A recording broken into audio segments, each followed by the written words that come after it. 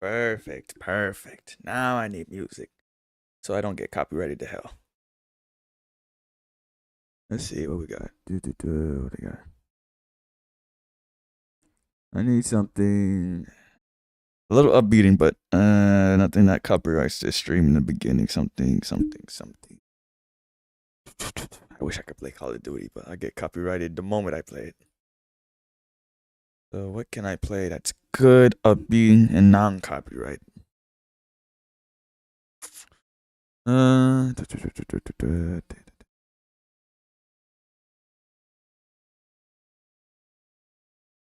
Well, I need something.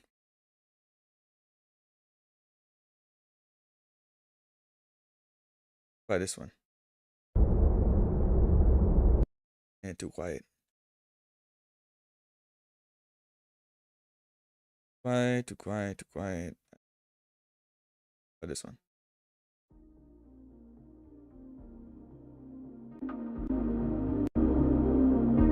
And give me this one.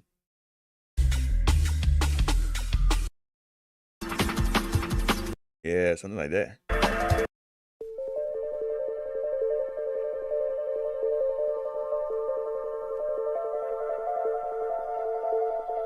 Yeah, something more like that. That's better.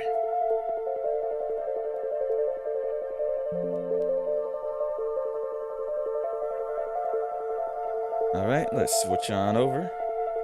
Let's see how this layout looks like. But first, let me see how the chat looks like.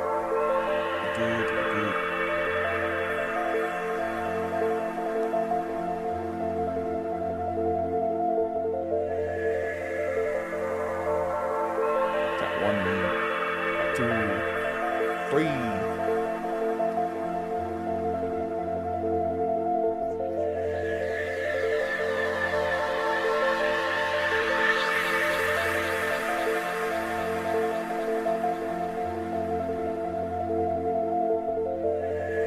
Is this thing working?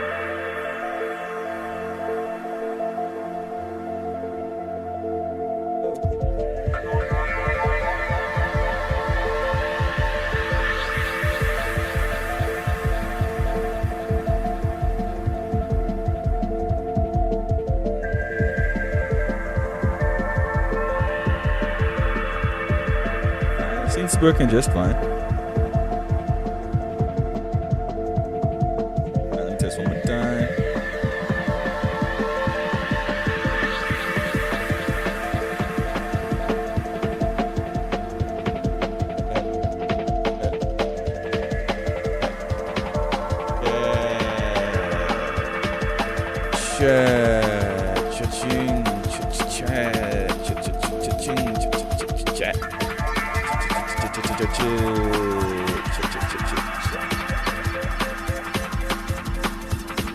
Yeah, that's good. Okay, it works. Alright, switch on over. Boo! Yeah, look at that. Works like butter. Yeah, that's exactly what I wanted to see. Alright, it's good. All good, all live. Oh yeah, I got the... Nah, it's not black anymore. It's a leopard turban now with the headband. I like the name. A little bit better. Just a little bit better. Let's switch on over. So today we're gonna find the secret weapons to the UltraKill. Since I beat the game now, I can go find all of the secret sneak max and doodads I missed. Let's see first which one we can start with. That'd be easier. Secret weapons in Ultra.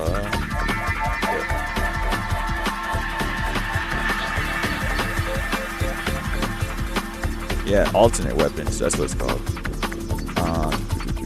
Alternate weapons. Okay, this is alternate weapons and where to find them. Alright, yeah, wait a minute. We have got to the point where literally anybody can build a fully working app without knowing how to code. This is base 44. Hello, it's me, Fred Duck. Anyway, if you clicked on this, The impact... Okay, I'm gonna save this. Let me switch on over. Alright, here we go. There we go. Sub count's working just fine. Okay, make sure I have my sub count up.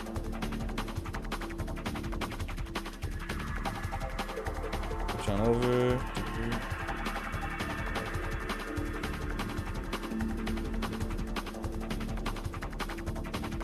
There we go. And switch on over. UltraKill. Yeah, there we go. Look at that. That's clean. It's nice. That's exactly what I need. Layout and everything is all set up. Okay, now let's start with the first secret weapon. Where do I have to go? hammer / jackhammer. I call it the latter. Instead of firing a spread of projectiles, this is a melee-only weapon that deals damage depending on how fast you move. The faster you're going, the more damage you do. I'm not going to go any farther into the details of how they work, so I'm just going to go ahead and show you how and where to find them. So without further ado, let's get started. Our hunt for the slab revolver begins in 1-1. Now what we need to make progress for the slab revolver begins in 1-1. 1-1. Let's see what that is. 1-1. Okay, we're gonna go 1-1. Do I could do violent again. But, let me go back. Volume up.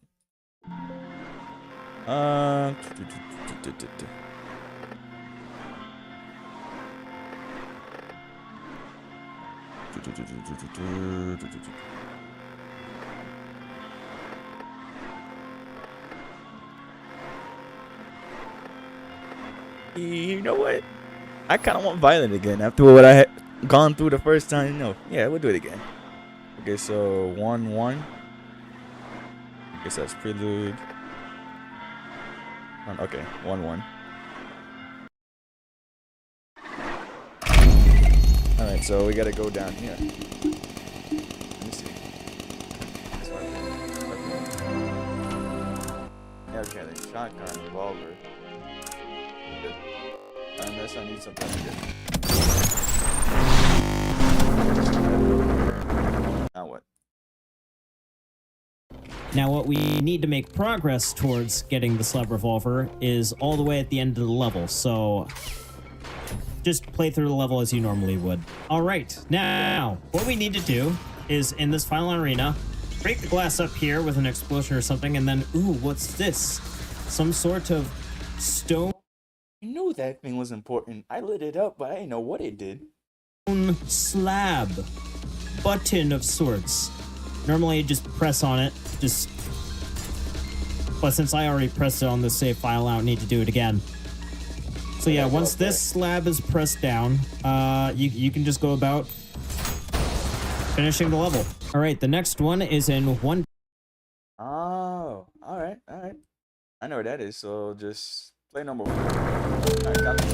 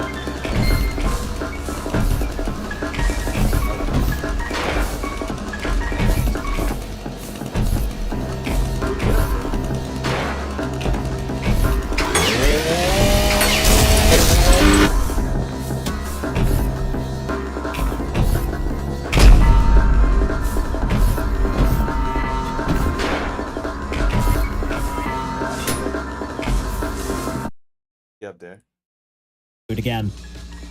So yeah, once this slab is pressed down, you can just go about finishing the level. How'd you know I was getting the slab revolver? Yeah, we getting that. We getting the secret weapons. We getting the slab revolver first, and then we'll get the other weapons. All right. I'm trying to figure out how to get up here first. Normally get this stone blue, with an explosion or something, and then code. ooh, what's is in this final arena the level as you normally would. All right, now what we need to do is in this final arena break the glass. Oh, I just need to hit the ground as hard as I can. All right. Yes, we are. We are getting it today.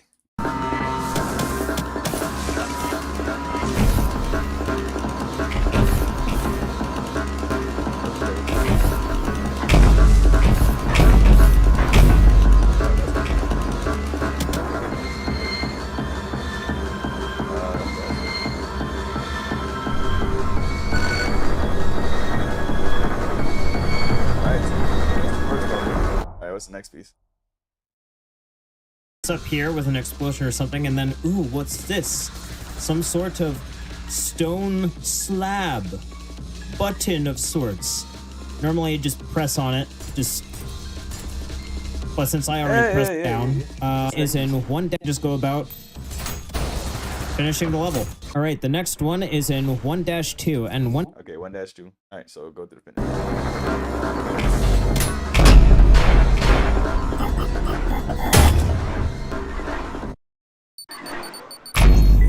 Okay, so now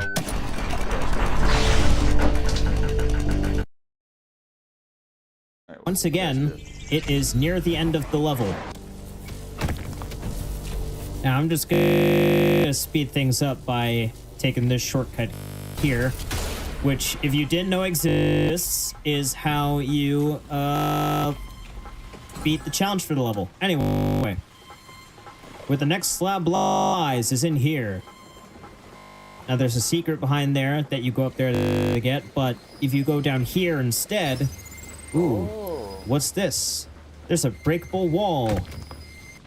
Welcome to the Civvy Dungeon. the city dungeon. And say hi to Cancer Mouse. Say bye to Cancer Mouse. Oh wow. And say hi to his bigger sibling. You need to beat this guy to access the next slab.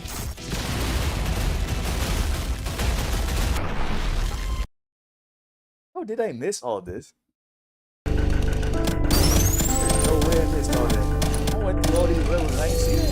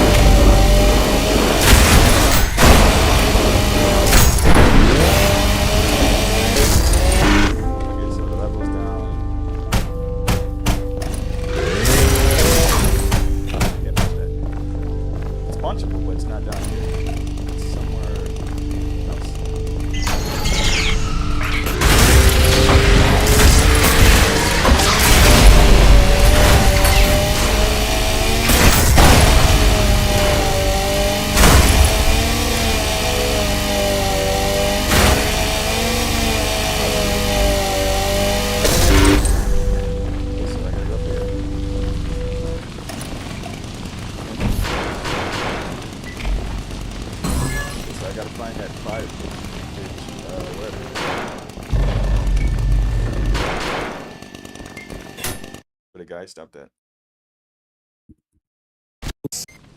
Now there's a anyway. It's the end of the level. Two, and once again, it is. Oh, I do need that. Oh, okay. Let me go back and switch real quick. Yeah, restart mission. Yeah, restart. I didn't see it.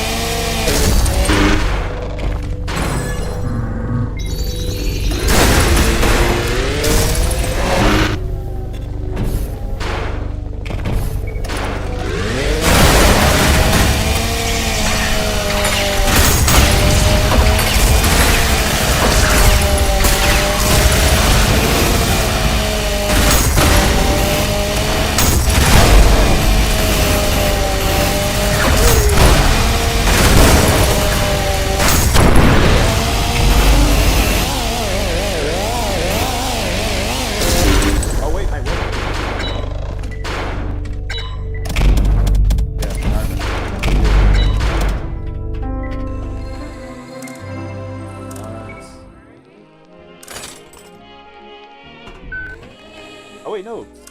Oh, I don't need to unequip it. This is weird.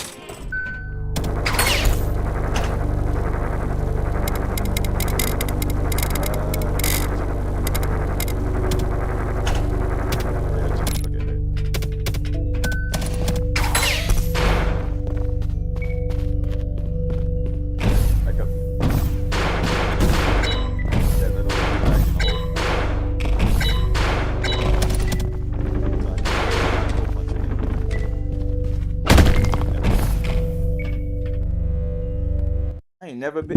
I ain't never been here before.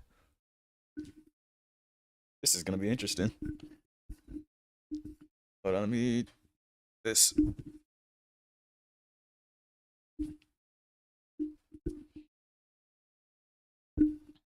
There we go. Now you can hear me a little bit louder.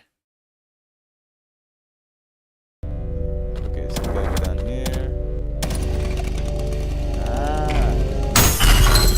And then we charge it up.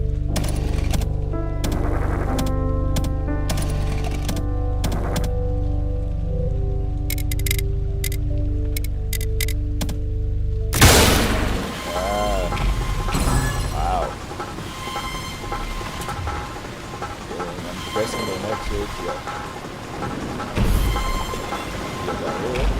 Alright, you got it.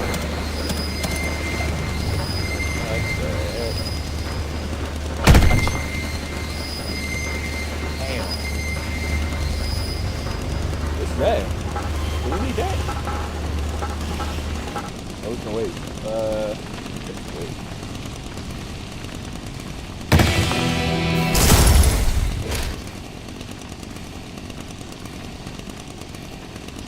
Oh, that was a small loading. Alright, get ready, folks.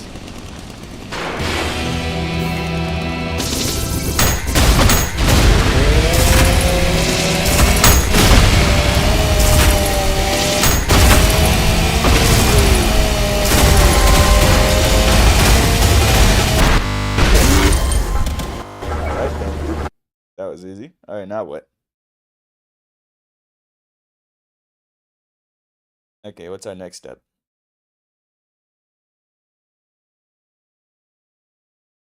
It's near the end of the level. Take a lie, you go down. To.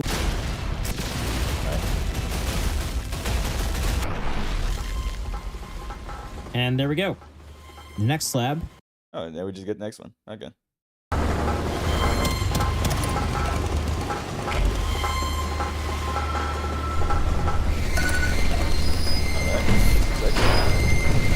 the game is. I wonder what is this. Is this also a secret? I gotta figure out how to get that. Need supply troops underwear somewhere. We go around here.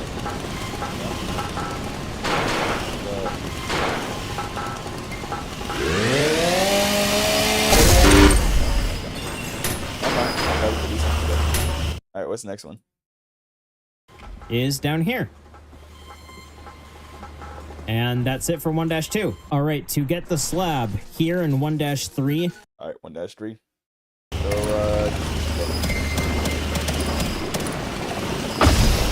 ow.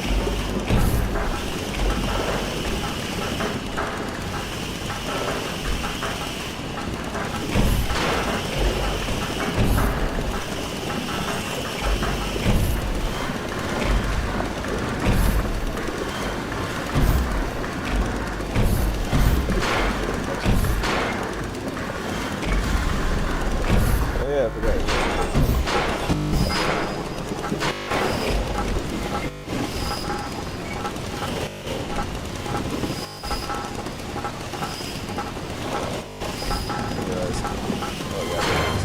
Grab back.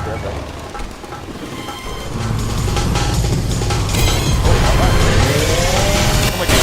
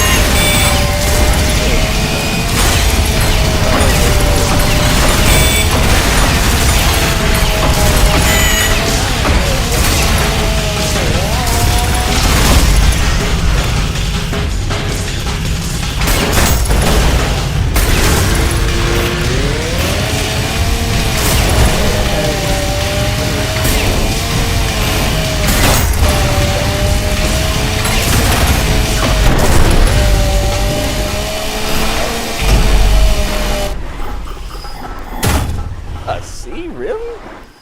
I think I did a little bit better than that. That's a little harsh.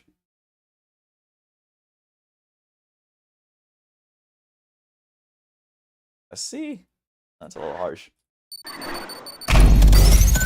playing this game, I didn't do that much, babe. Alright, 1-3. All the cigarettes. Okay, so now what do we have to do? We need both the red and the blue skull, so I'm just gonna go ahead and grab those. All right, now that we have both skulls, this wall will open up, allowing us to fight Agony and Tundra. I really didn't like fighting the first time. I gotta fight two of them? Fight two. Oh, wait, it doesn't matter. Y'all not Gabriel, and I'm not even near the edges. It don't matter. Beat you down, I'll beat you again.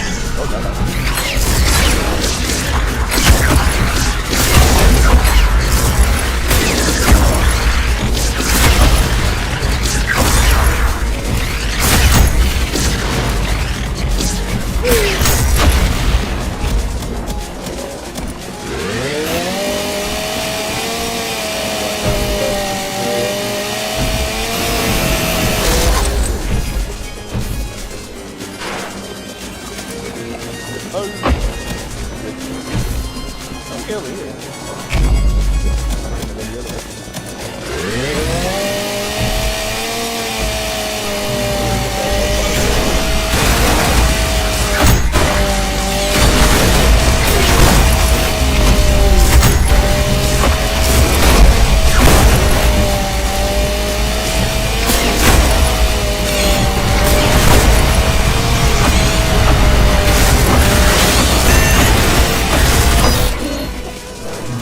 I like those things.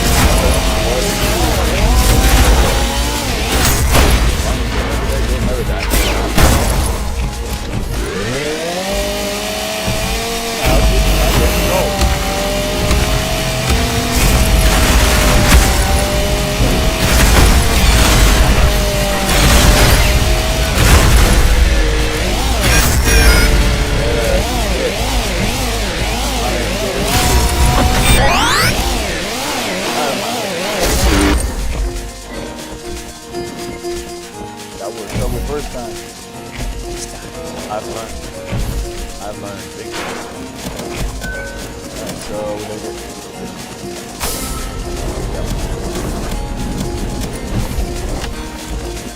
Do I really have to fight those two?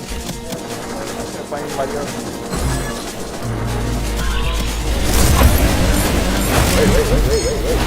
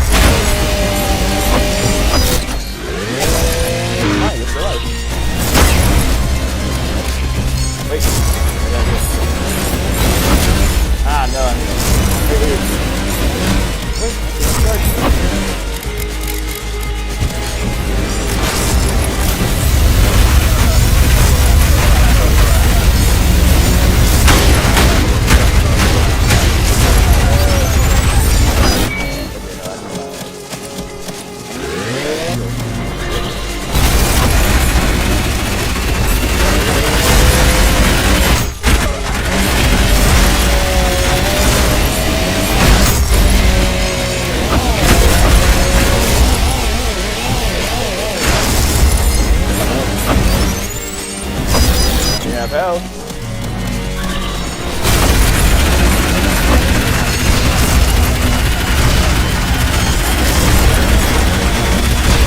never mind, you got it. Oh, I like that.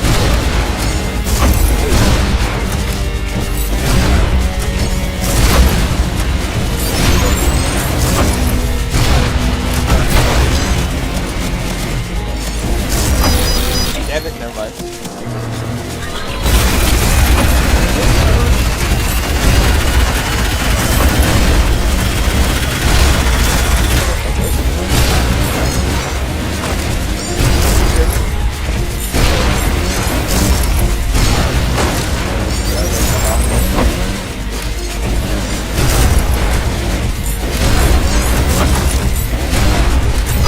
Damn, okay. No, happy.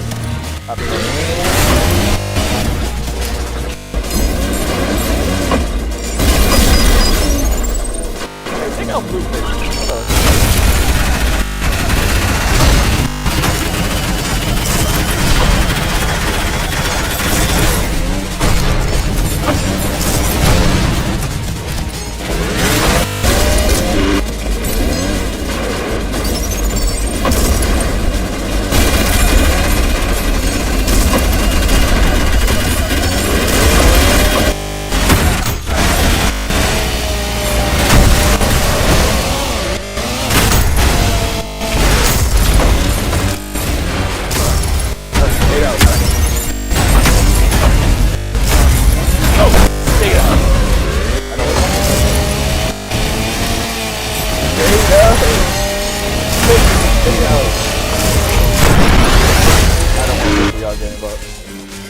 Stay down!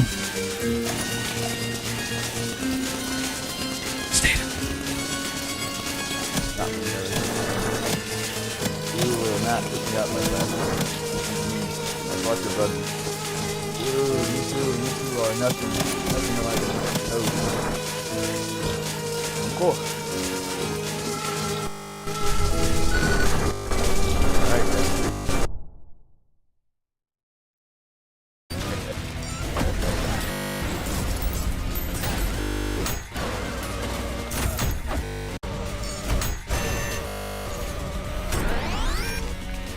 All right, and then once you beat both the... You alright? No, Tantra's not alright.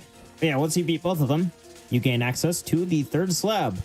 So once you press that, you're done here. Now, once you've pressed all three of the previous slabs, you can just go to 1-4.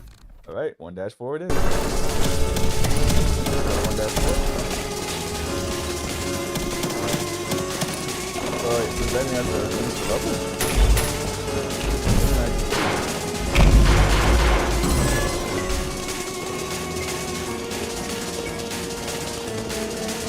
Yeah, I feel like why go through all the stuff to skip, you know, let's just fight them. Like,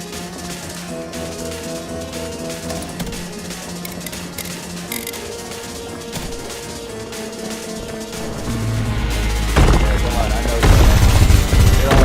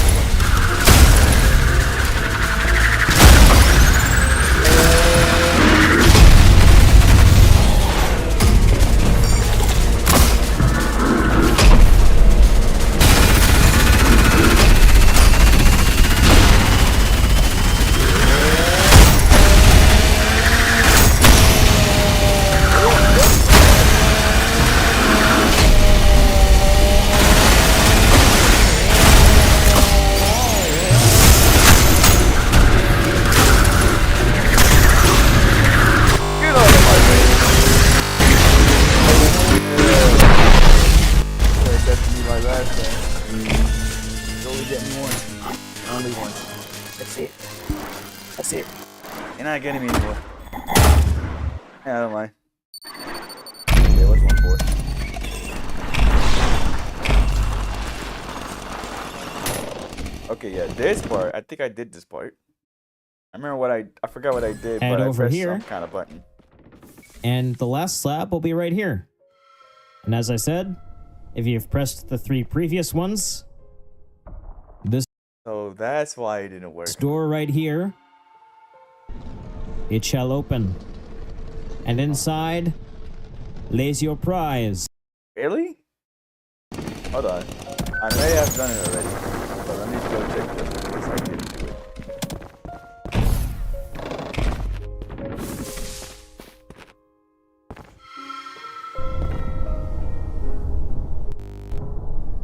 Oh, I haven't done it yet. No, I didn't do it yet. Nope. I need that last one. Here. Now, once you've pressed all 3 of the previous slabs, you can just go to 1-4, head over here, and the last slab will be right here. And as I said, if you've pressed the 3 previous ones, this door right here, it shall open. And inside Oh, wait. No. lays your prize. Wait, I see it. It's open.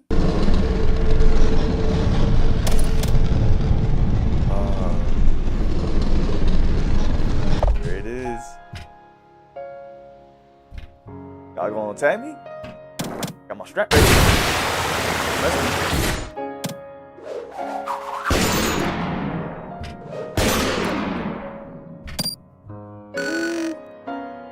We'll change our weapons base that can.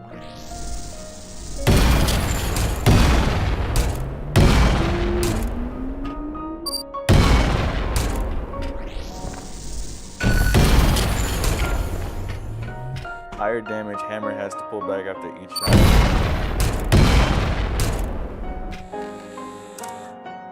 That's good.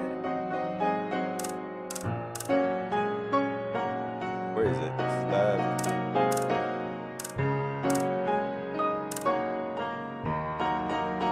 Alternate. Woo! Oh yeah.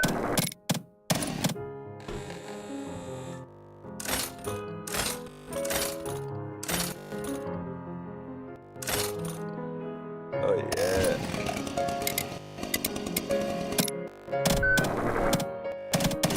Hold on.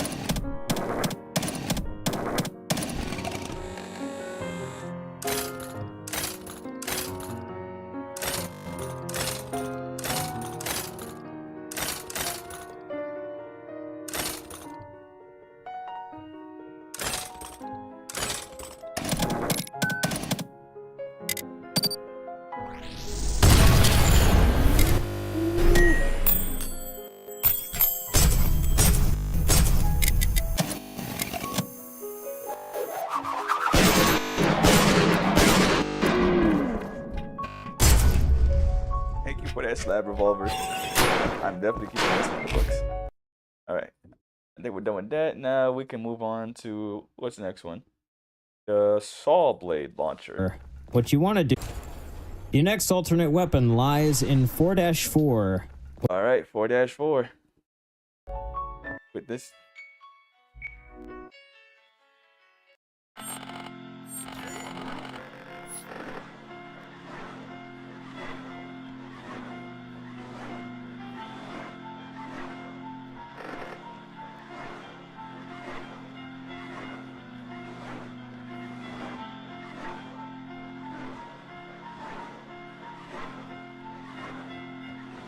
You guys cause me so much stress. I can't wait to come back some other time and perfect the level. Standard. Yeah, do some violent. Okay, Act 4 of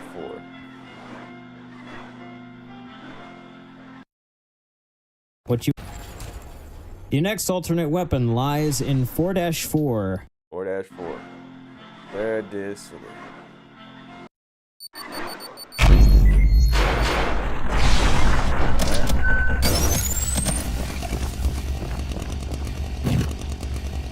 here I am. Alright, now what? What you want to do is just make your way up here. Creating custom Come on, clothing labels Ed. with Tap Stitch is Out of the easy. way. Go to your branding tab, choose your label size and background.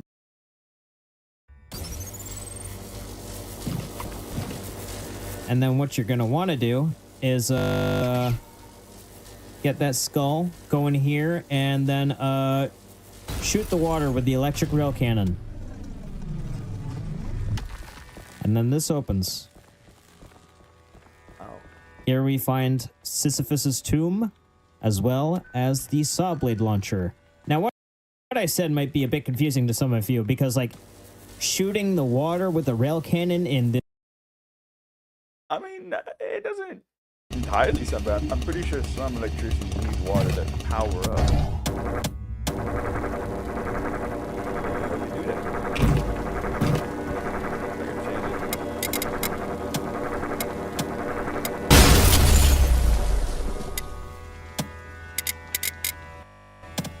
Oh, wait. Hold on. Wait a minute.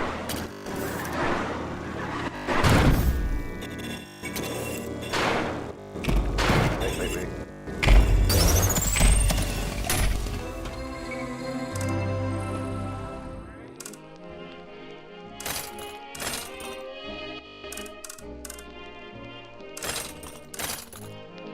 So I put everything. Wait. Alright, look at that. So shoot the railgun. Go. Damn, get the railgun.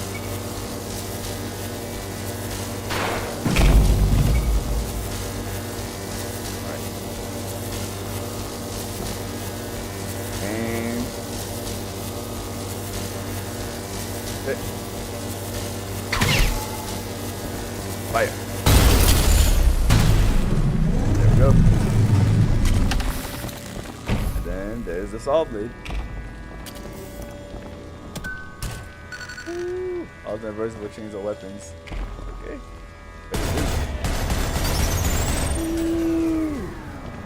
Oh yeah, that's some good stuff right there. What does that say? I know the image, but oh, okay, never mind. Let's see.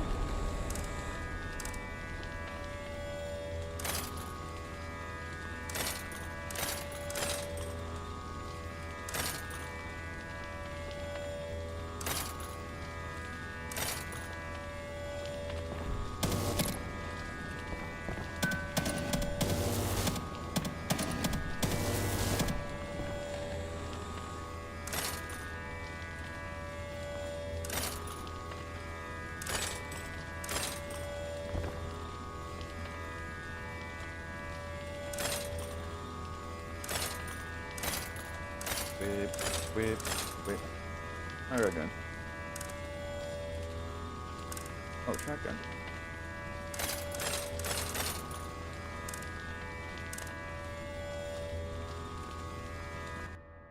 Wait, how do I change it? This one specific, but after we'll find out the fair, this would all normally get to 4-. I asked. Supposed to figure that the water launcher. Now, what I said might be a bit confusing to some of you, because, like, shooting the water with a rail cannon in this one specific room opens that door. How is anybody in their right mind supposed to figure that out? Well, I'm glad I asked. Let me show you. Let's backtrack a bit to 4-3, because that's where this would all normally start. Now, after clearing out the 4 pillars arena, in this next hallway here, we will find a cracked mural on the wall. So if we just go ahead and punch that, whoa, we find a secret room. A cracked mural. This next hallway will start 3, because that's where. Let me show you.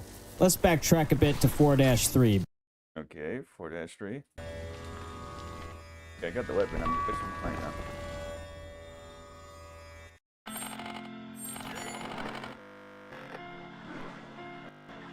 4-3, shot in the dark.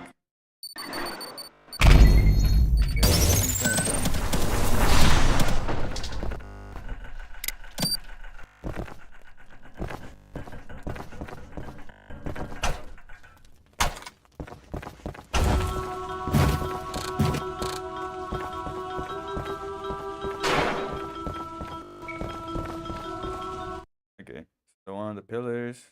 Now what? Asked. Let me show you.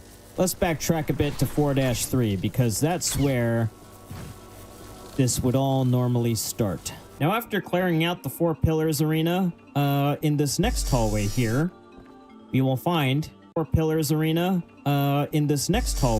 Oh, not the 4 pillars. I hate that.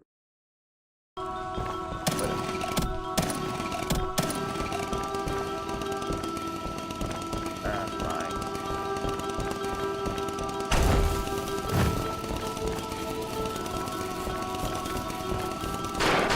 There's no way I can get through. Oh, okay.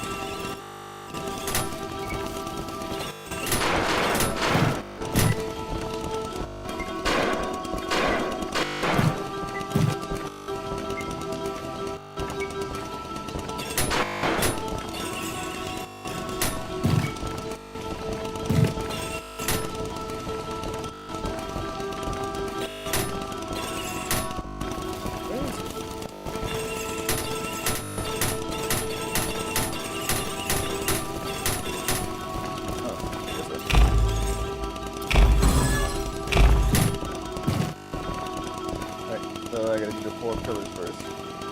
Then I can deal with the other guys. So. Yeah.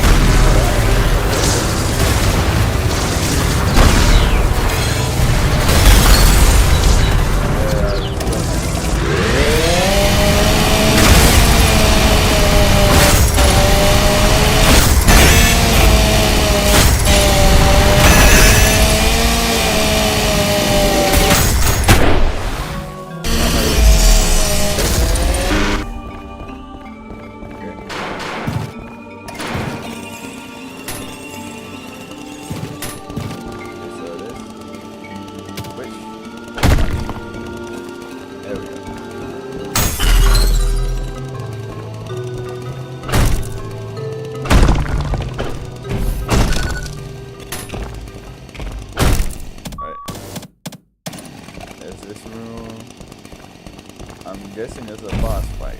Oh, we need a blue skull now. That's what he says. Hallway here, we will find a cracked mural on the wall. So if we just go ahead and punch that, whoa, we find a secret room. Now if we break this, we come across the Tomb of Kings. Now, there's a blue pedestal here, and putting the torch here does nothing. What we need is a blue skull. And how do we acquire that? Why, from any... What? That's crazy. I never would have figured it out. Oh, wow. Bunch of thank you.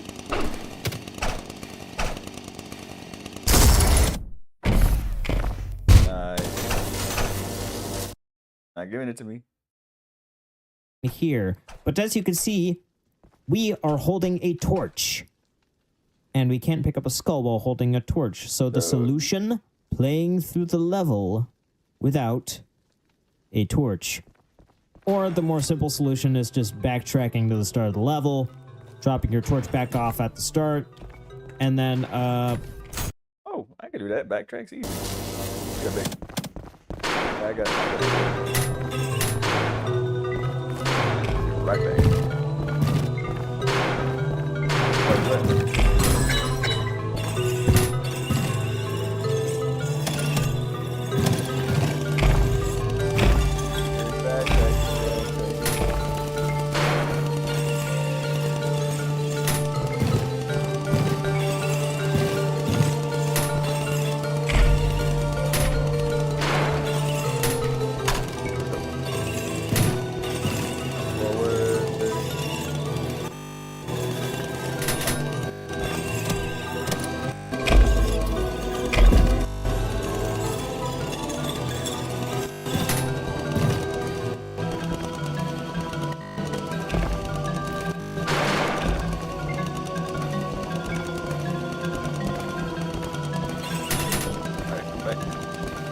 Go.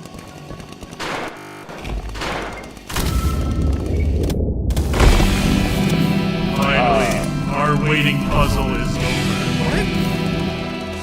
Huh? Full auto.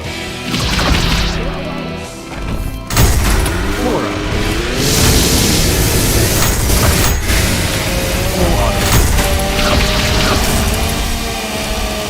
Laura. Full auto.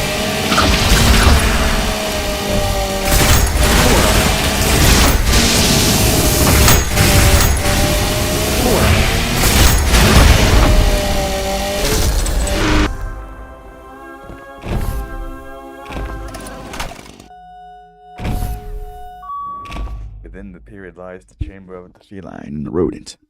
Within the chamber lies a pool of clear water. Within the water lies a secret, but only those who wield the electric magic of the druids may find it. Huh. That's special.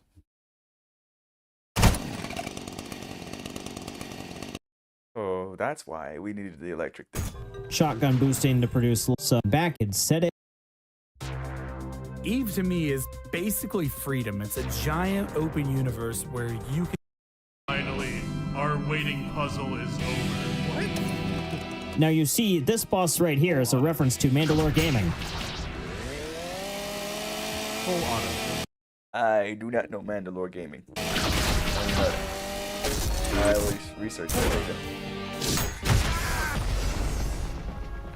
Who is very easy to insta-kill. Now what's this? Something in his sarcophagus? Glowing? What does it say? Within the pyramid lies the chamber of the feline and the rodent. Within the chamber lies a pool of clear water. Within the water lies a secret. But only those who wield the electric magic of the druids may find it. So, yeah. Now you know what to do. Going back into 4-4 once again. We enter this room here, and we see a feline and a rodent. Ah. And that's how you know. And that, my friends, is how you acquire the saw blade launcher. A last alternate weapon, the impact hammer, is found in 7- Yes.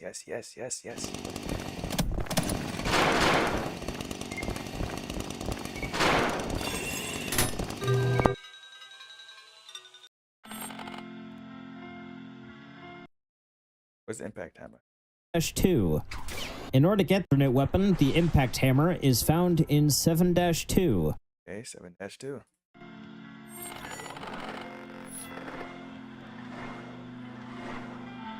Light up the night.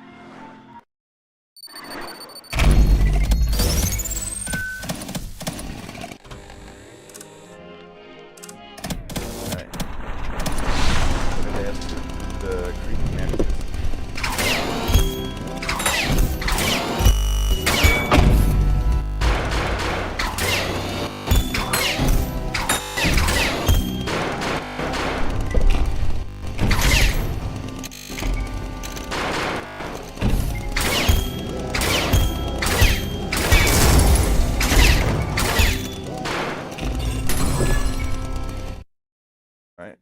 What do we do in this one? In order to get the impact hammer, you have to be really good with the whiplash, because once you hit this switch here,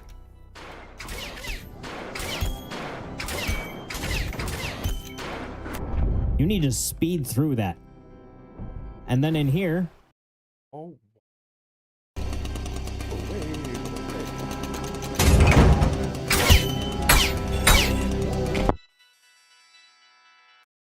I didn't see that. That was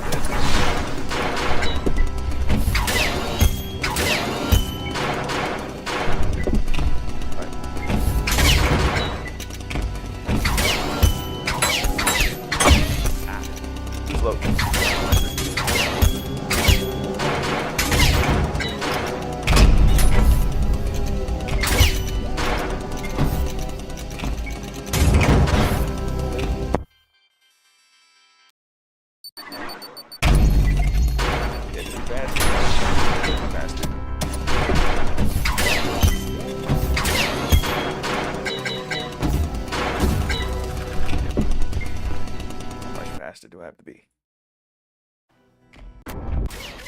really good with the whiplash, because once you hit this switch here,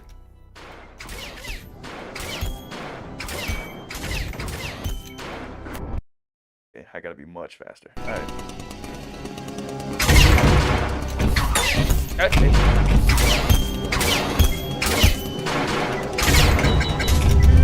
No!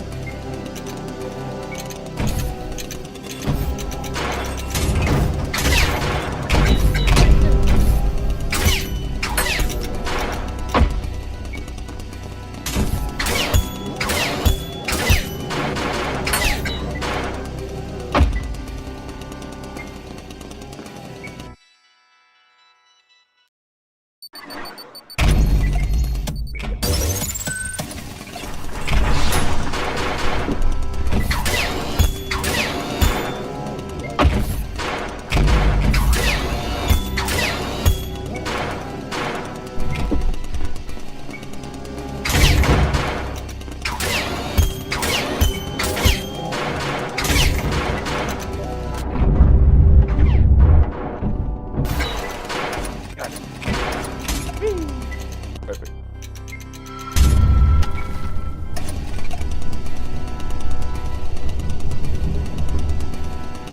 Alright, now what? you need to speed through that. And then in here,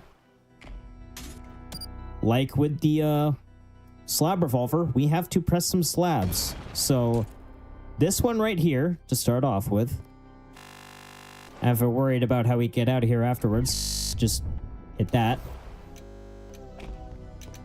And we still have 2 to go. All right, so after clearing out the train station arena, we'll find our next pedestal in here. So what we want to do, get that. Then we want to be really quick about this.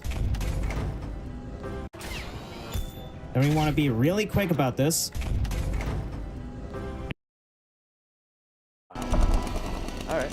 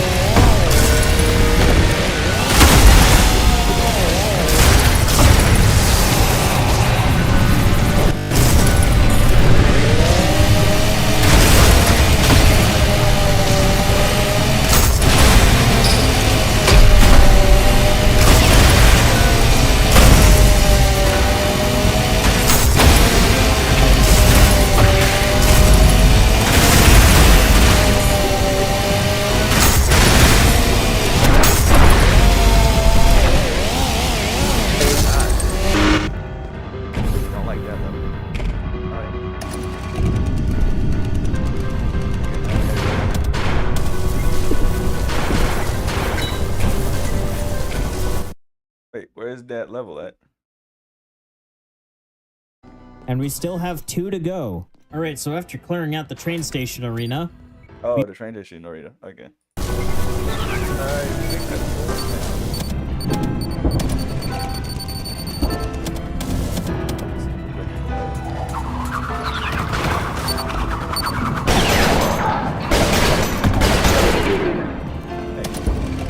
as you were saying.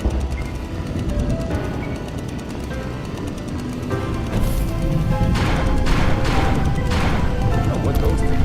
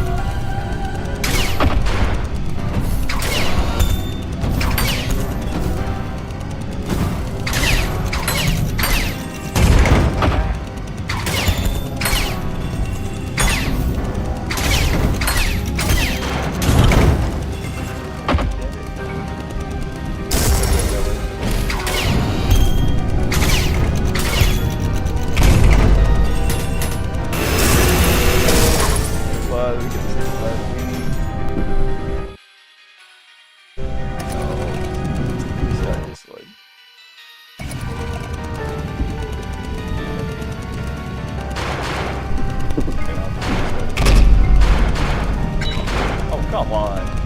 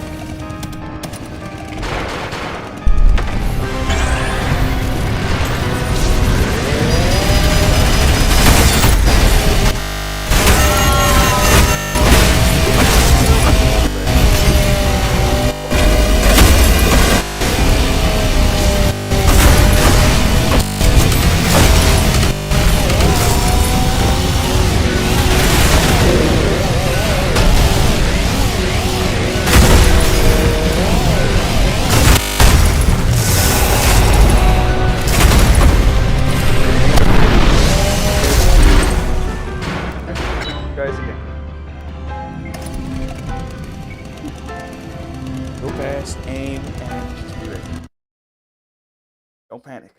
We will find our next pedestal in here. So what we want to do, get that. Then we want to be really quick about this.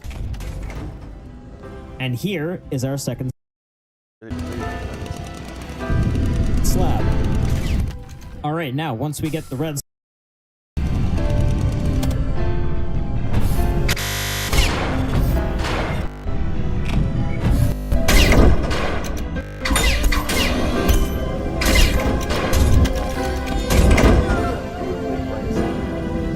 Again.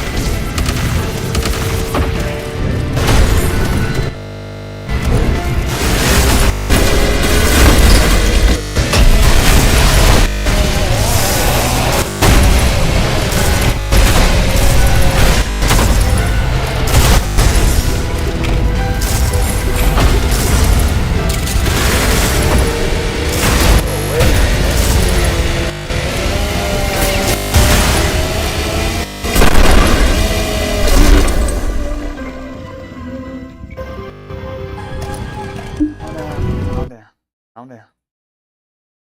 It'd be a little bit faster. A little bit faster. That's all I need to do.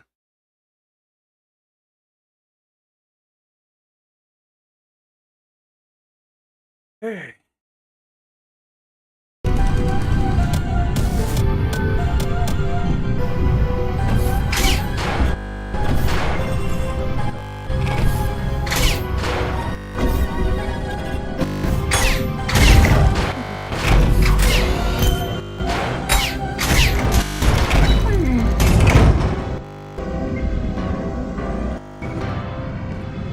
Try.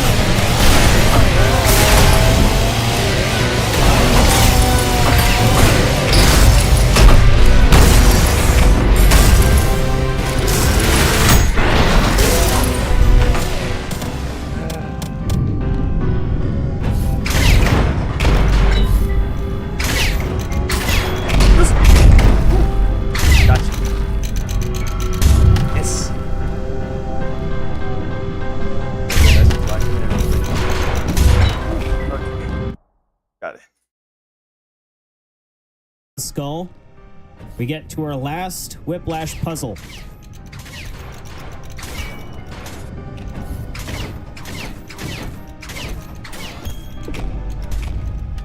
You're still gonna do that to me? Phew, that was a close one, wasn't it? Anyway, here is the... Seriously gonna do this to me? Nah.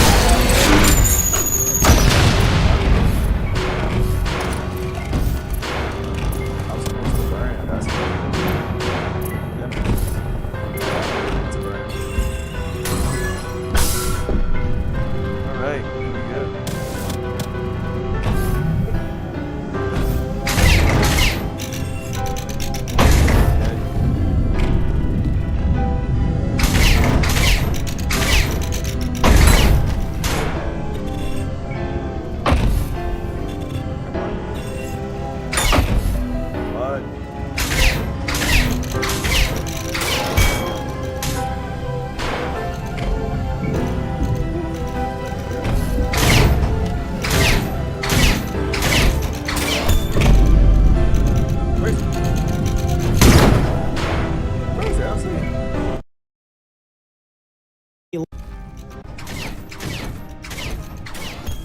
Oh.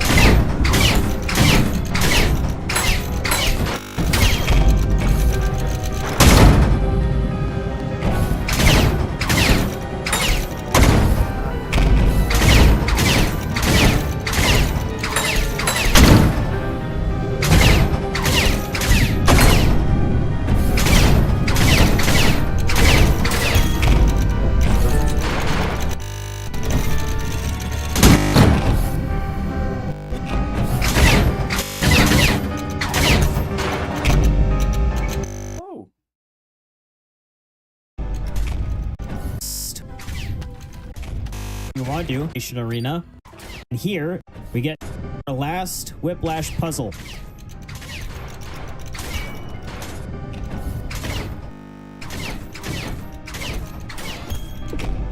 Oh, I gotta redo that. Every time I play the game, I got the faster.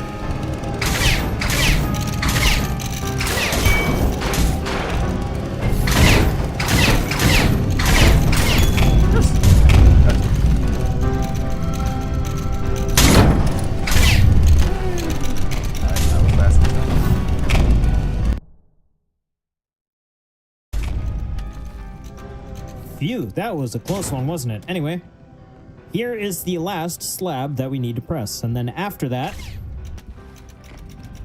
we head over this way to this building here. Now what we want to do is jump up here. There's a hole in the ceiling. Now what we want to do, we head over this way to this building here. Now what we want to do is jump up here. Oh.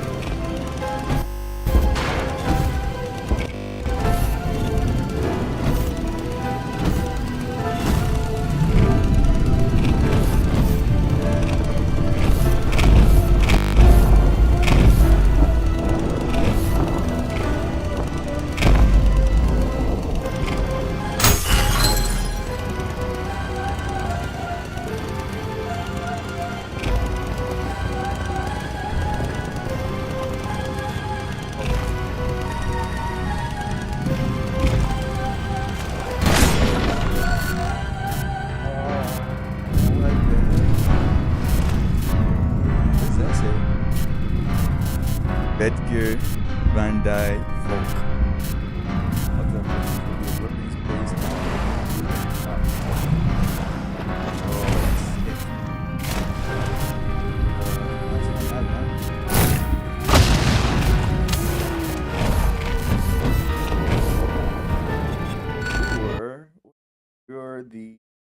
You're the impact hammer.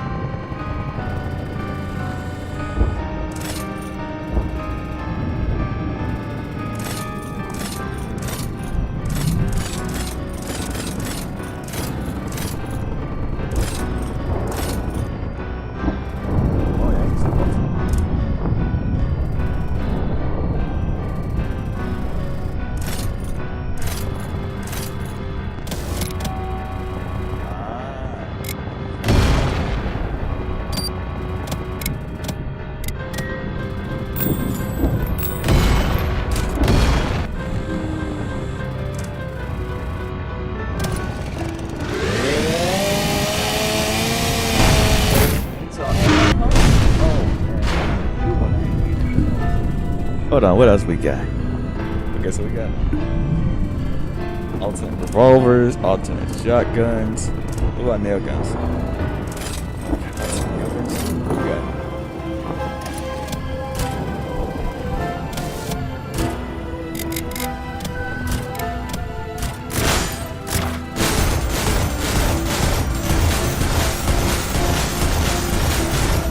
Shouldn't.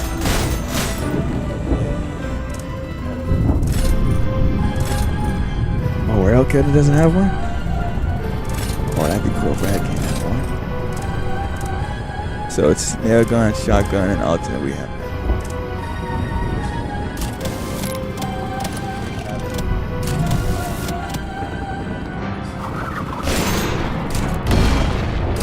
Ooh, that's clean.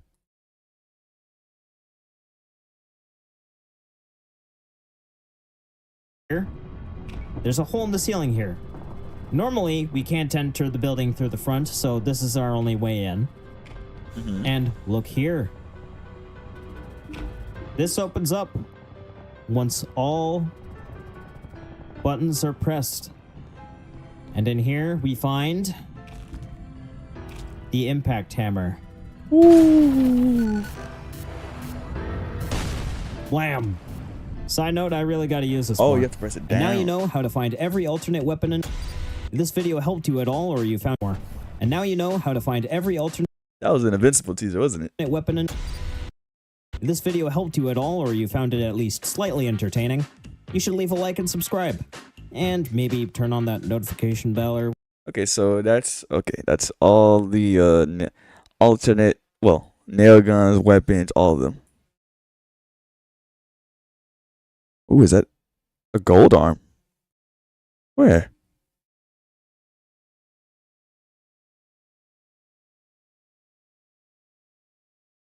Ooh, where can we get a gold arm? Okay, let me see. Maybe we can try to get a gold arm or something more appropriate. What else can we get?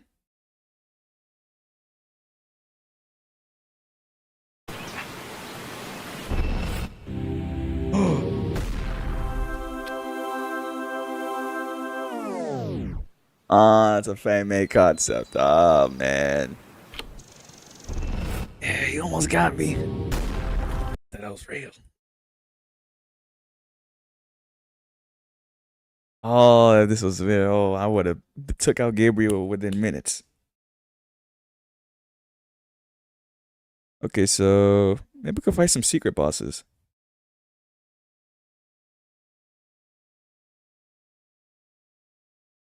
Secret bosses in UltraKill.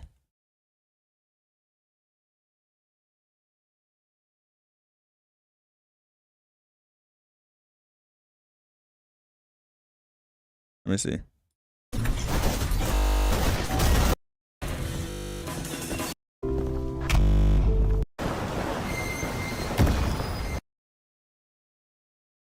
Let me see. There's a secret boss. There should be one. Oh yeah, the cancerous rodent. We fought that already.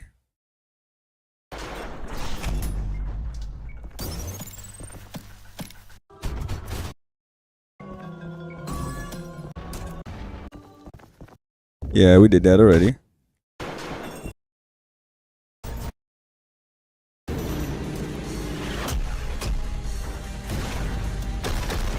Angry and rude? I didn't fight those guys yet.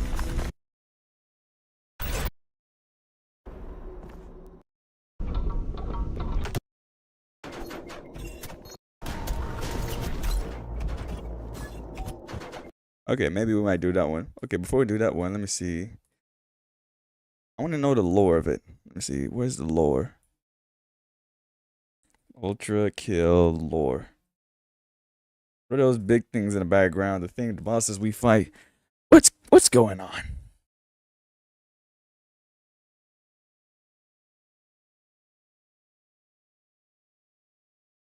Let me see. Who can explain it? History of UltraKill, I guess. The entire lore. UltraKill explain. UltraKill, the fall of mankind. Exploring the lore of fraud. The entire lore of UltraKill's violence. Yeah, okay, just tell me everything. AI agents. Well, hey, don't be scared. Here's how Monday.com makes agents Hey, clear. get off my In the screen. beginning, there was nothing. Until God created the heavens and the earth. No, this isn't a video about Christianity lore. This is a video about UltraKill lore. UltraKill, if you somehow don't know, is a retro-inspired movement shooter created by R.C. Hokita Patala. I definitely pronounced that wrong. I'm not finished, don't sue me. Because UltraKill is inspired by many boomer shooters like Quake, Doom, and Devil May Cry. Ignore that. Devil May The point I'm Cry. trying to get across is that UltraKill isn't the kind of game to have much of a story. Booting up the game, there's no opening cutscene, no dialogue. The most you get is this startup screen that's not much more than a fun way to make the initial setup screen feel like an in-universe thing. Other than that, this is very much the kind of game where you open it, get a gun, and just go. Usually, there wouldn't be much to talk about, story-wise, with a game like UltraKill, and if you don't go looking for UltraKill's story, you can very easily miss the vast majority of the tale this game has to tell. UltraKill tells its story through having... Oh, bubble. In the beginning, there was nothing.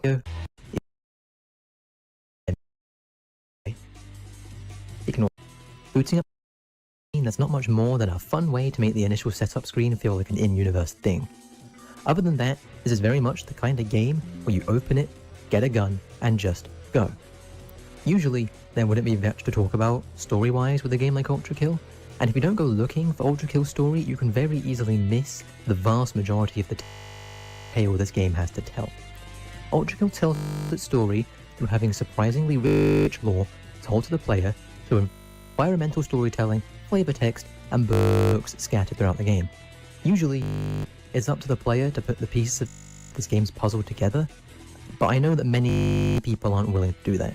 So instead of having the incredible lore of UltraKill be wasted, this video is going to be my attempt to explain the entirety of the lore within UltraKill, go over some theories, and talk about a few of my own personal headcanons. UltraKill is also, at time of writing, in early access. Let me see. There's the beginning of everything, Council of Heaven, the Lust Resistance, the Greed Insurrection, Hell itself, the Final War, New Peace, Hell Expeditions, main story, Terminals, and then the outro. Okay. Currently, the final two layers of the game and the final Prime Sanctum haven't been released. For this, currently, the final two layers. Oh yeah, P rank. Oh yeah, UltraKill is we might have to P also rank at it one time day. of writing in early access. Currently, Time, kills. Oh yeah, we have to P rank everything. the final two layers of the game and the final. Yeah, I haven't fought these bosses. What is Soul Survivor and Weight of the World? Nope. Prime I've not fought Sanctum those. haven't been released, so this story is yet to be completed. Once this stream is over, I'll try to work on P ranking it the next stream. But with that being It's said, gonna be hell of work. I will explain everything we know as of June 2024. Spoilers. Duh. Here, stop talking.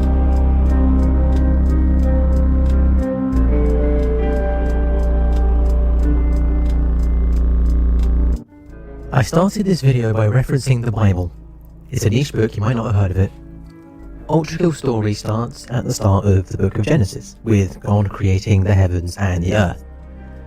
The heavens were made as a utopia for angels to exist within God's light.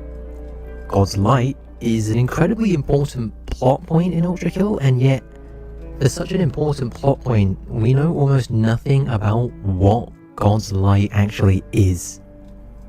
We know it somehow keeps archangels alive, as when Gabriel is severed from the light, he only has a day to live. But we know nothing about what it is, how it works, and who can actually control it. Obviously, God can control it, but it's shown within the ending of Act 1 that powerful angels can control it as well. But I'm getting ahead of myself. Let's take it back to UltraKill's story of creation. We don't know exactly when God If that, why creates a robot? mankind, but we do know that he quickly grows angry with the self-destructive nature of humanity. God decided to give mankind free will with the hopes that humanity would choose the path of good and choose to assist one another for the betterment of all. You and I are both humans, so I don't think I need to explain why God describes mankind as a failure and free will as a flaw. The testaments found at the end of the secret levels give us almost all of the insight we have into God's feelings towards humanity. God decides to leave humanity to their own devices and start anew with another world, another race of beings better than humanity, a race that lacked free will and followed God's law. Failure after failure after failure after failure after failure after failure after failure, the results refuse to alter. Uncountable cycles of creation wasted, uncountable formulas for a mind without free will wasted. These testaments tell us very clearly that God stuck to his word. He created countless worlds with countless different races that lack free will, and all of them fail. After failing to create a perfect world that lacked free will, God begins to lose faith in such a task even being possible. So in a fit of rage over humanity's continued survival, the survival of the one race left for dead, God created hell. And in an incredibly important revelation, he can't unmake it. God in UltraKill is not omnipotent. He is not all-powerful. He is flawed, just like how humanity is flawed. Countless failures to create a perfect race threw God into a fit of rage where he damned man to an eternity of suffering for what is ultimately God's failure. The idea of a God that isn't all-powerful completely contradicts the typical ideas of many of the major world religions and sets UltraKill's God aside as a unique character rather than a stand-in for the typical notions of God we think of. This idea of a flawed God continues on and only grows stronger as the testaments progress.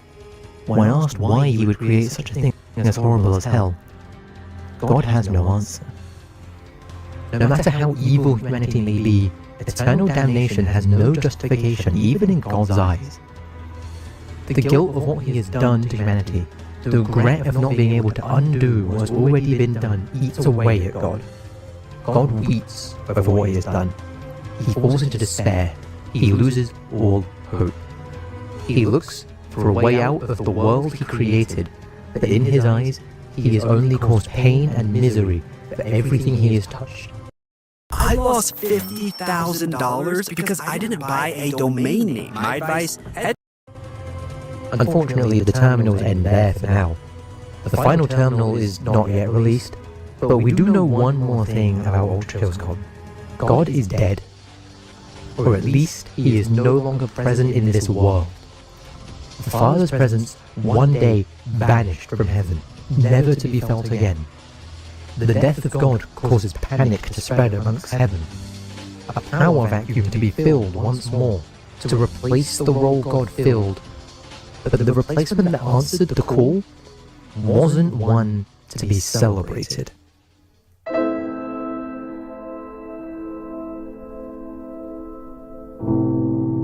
Council of Heaven. I think that's where these guys come in.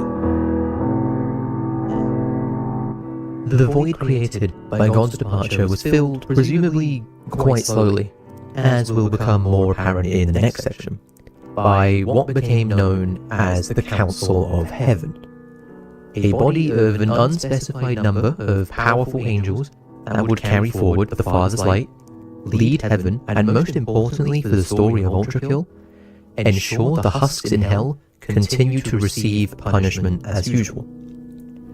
We don't know much about the angels of the Council, but we do know that they commanded a huge amount of authority and respect among heaven, as shown by how subservient Gabriel is to the Council. As far as we know, Gabriel is by far the strongest angel across all of heaven, and yet even he kneels before the Council.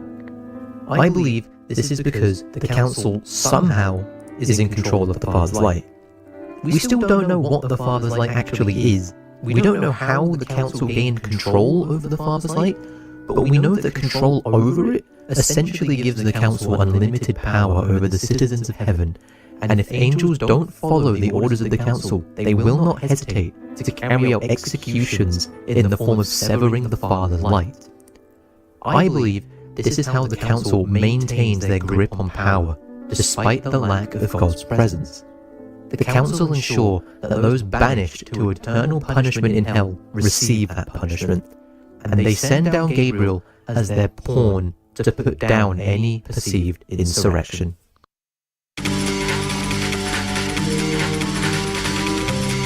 Alright, so now the lust resistance.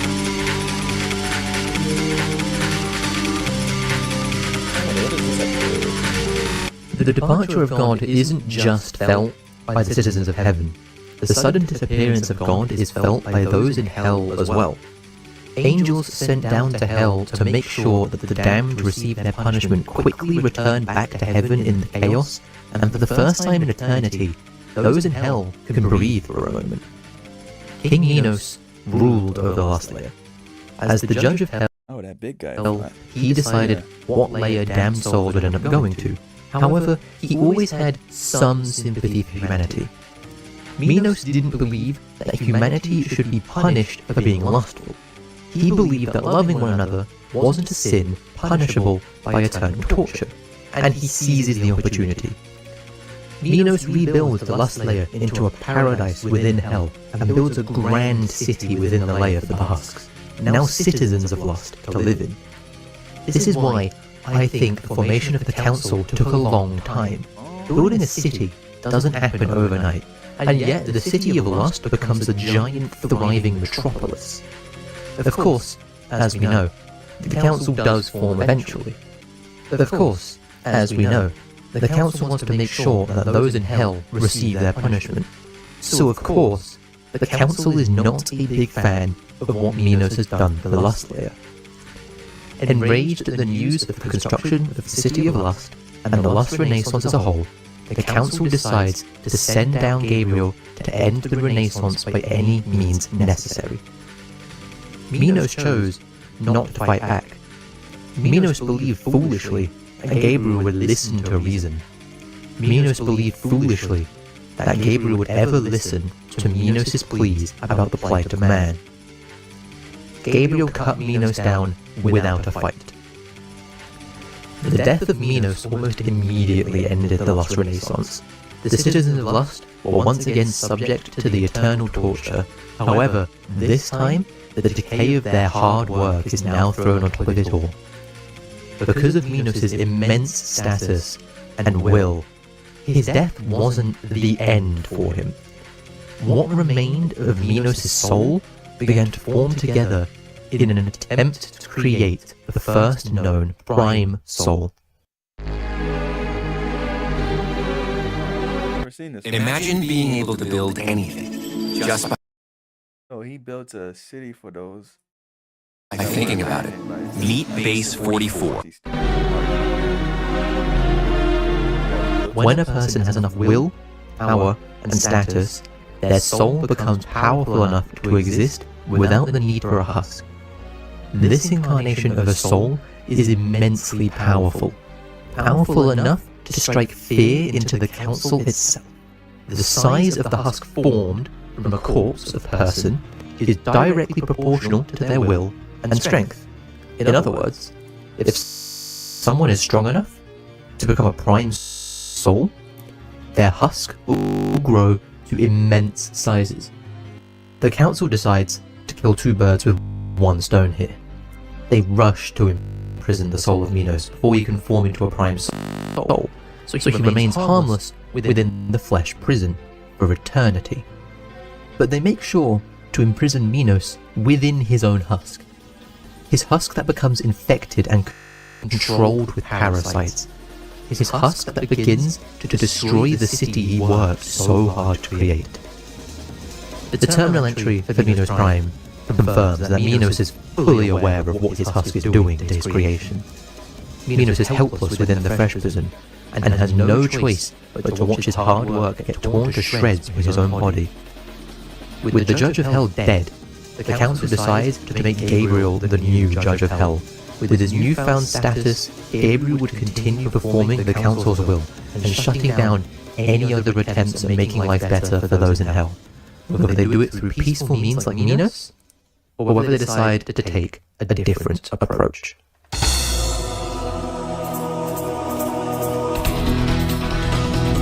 Part 4. The Greed Insurrection. The departure of God from the world was felt as deep down as the layer of greed within hell. Greed was another kingdom within hell, ruled over by King Sisyphus. Sisyphus was not Sisyphus? a kingdom within hell, ruled over by King Sisyphus. Sisyphus was not a righteous person like Minos was, King Sisyphus. Sisyphus was not a righteous person like Minos was. Sisyphus didn't care for the misery and the suffering of his people in greed. Sisyphus didn't really care about his own punishment. He found great enjoyment within the struggle. And with the departure of God, he saw an opportunity to fulfill his own selfish desires.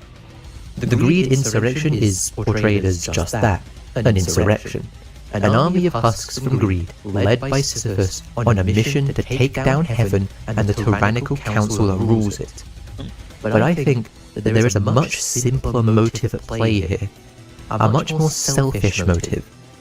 I think Sisyphus spotted an opportunity to have some fun in causing a war. Sisyphus knew from the start that he was not powerful enough to take down heaven, and he certainly knew that his army was almost useless against the power of Gabriel and the angels. But Sisyphus didn't care. He was bored of the eternal punishment, and he had grown to enjoy the futile struggle of it all.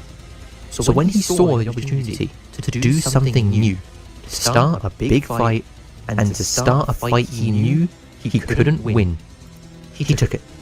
The insurrection swiftly caught the attention Oh, so niggas just wanted to cause shit. over the new judge of hell.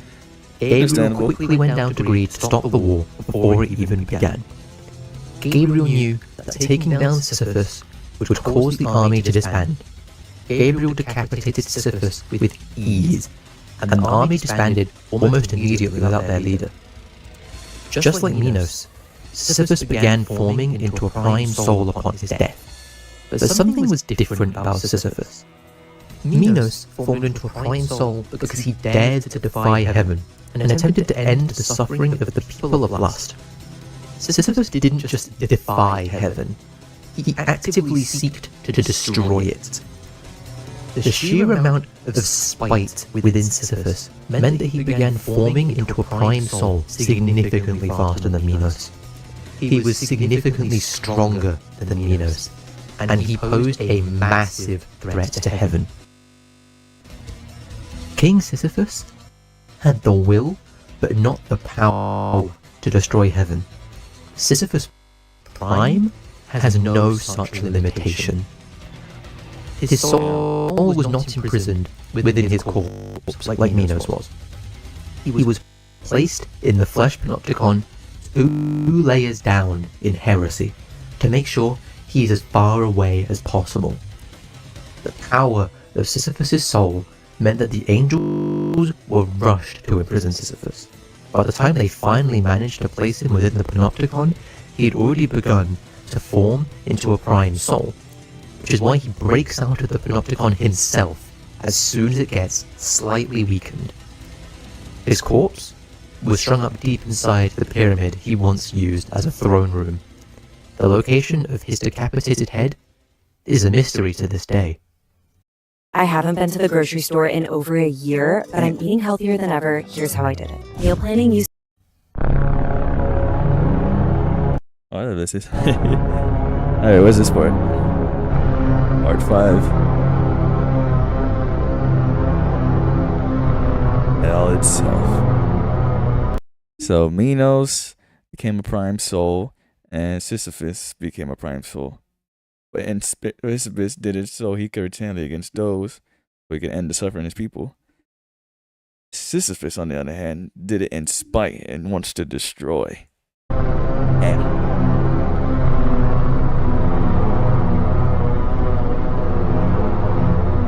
Hell is alive. Hell is sentient.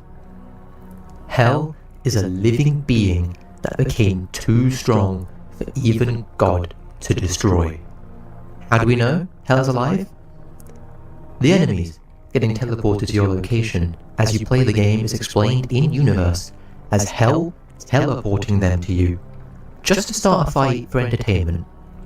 The doors locking behind you as you play the game is also explained through hell locking them to force you to fight for its entertainment. The enemy description of the Minotaur has a redacted section within it that consists of 2 words. The first word has 4 letters, and the second word has 6 letters. I don't think it's much of a coincidence that hell itself perfectly fits this redaction. The husks in hell that have mechanical augments, like soldiers and schisms, can also be explained by tinkering from hell itself. Hell, being a sentient being, can learn of machinery by observing humanity and begin to incorporate machinery into its own creations to enhance them as fighting machines.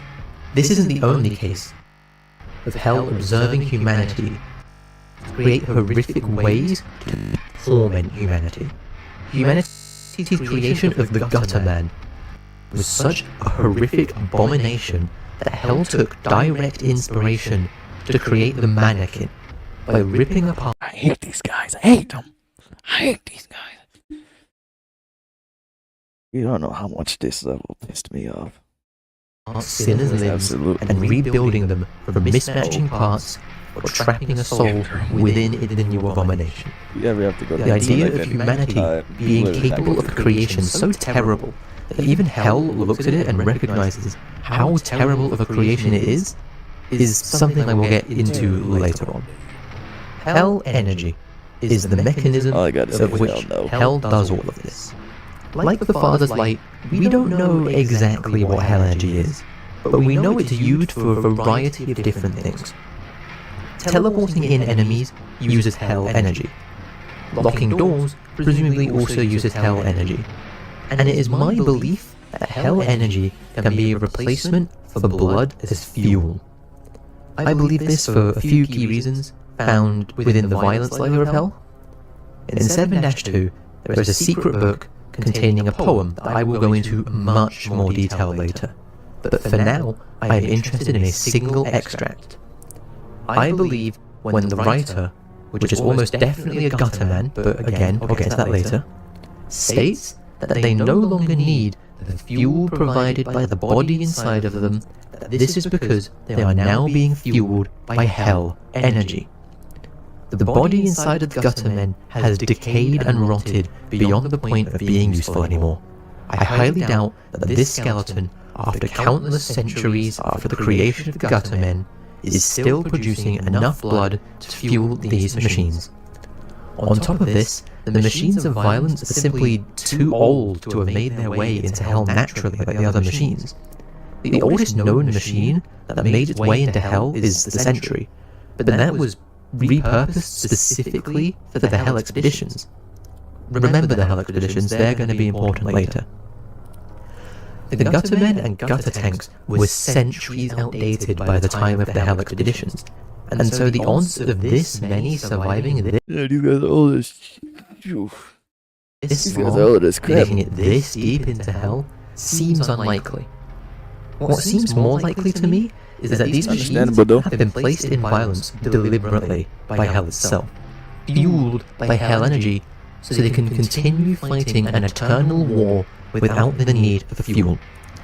Another piece of evidence I have for the machines in violence being powered by hell energy is the fact that the Earth Mover requires sunlight in order to be powered, but there is no visible sun this far down in hell. So the Earth Mover must be getting some form of alternative power source, and it's my belief that these growths that tie the Earth Mover down to the floor are there to form a physical connection between the Earth Mover and hell itself, to provide a large amount of hell energy to keep these titans fighting, to replace the need for solar power, to keep the final war from truly ever ending. The Masters of Science and Finance program here at Babson is tailor-made to provide... Alright, part 6.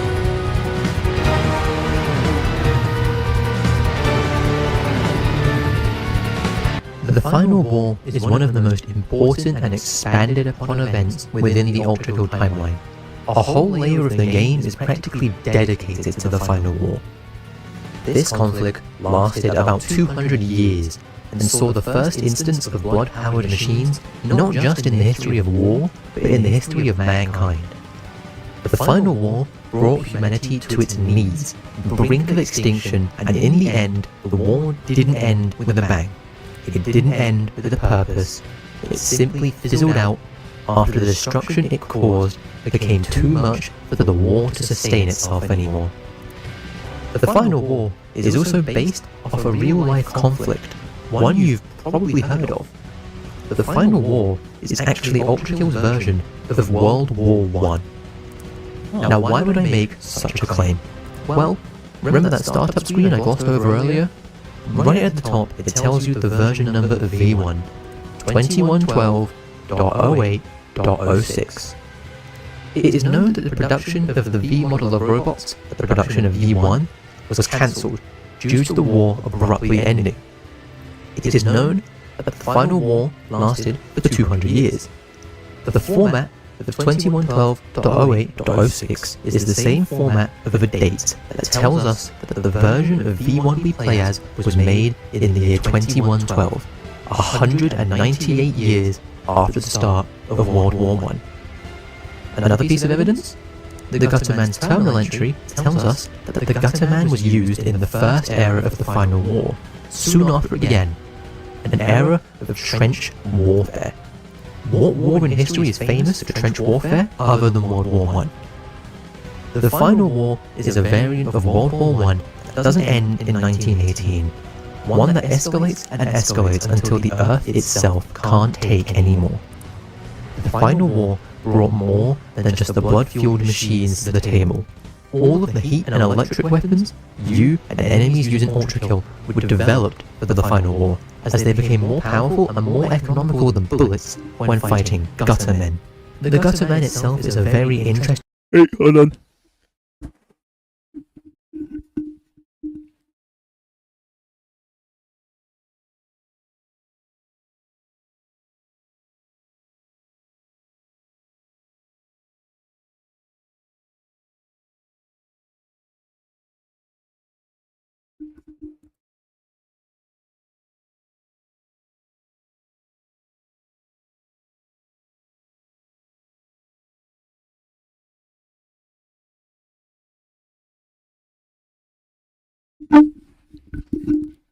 Continue. Enemy lore-wise, it was the first blood-powered machine to be created by humanity, and as is with most new technologies, it was yet to be perfected. In the case of the Gutterman, this meant that researchers were not yet able to keep a self-sustaining supply of fresh blood circulating around the machine. The solution to this problem is the reason. Yeah, question. Were the researchers humans or demons themselves? Or were they human at one point? Or Hell were they was so just all intrigued robots? by Guttermen. The solution to the blood supply issue was sealing away a live person in the back of the Gutterman and siphoning away their blood to fuel the machine. These victims were kept on the brink of death to minimize their energy consumption. Not quite dead, but not quite alive either. Those locked away in the Guttermen claimed to be willing volunteers, heroes even, but in all likelihood, it would have been prisoners of war forcefully put inside these monstrosities and sent off to decimate their former colleagues. We don't know whether those inside the Guttermen were aware of what was going on outside of their coffins, but we do have evidence to suggest that Guttermen themselves became self-aware due to their blood supply. The terminal entry in P-2 suggests that the terminals gained their sentience due to the fact that they were powered by blood.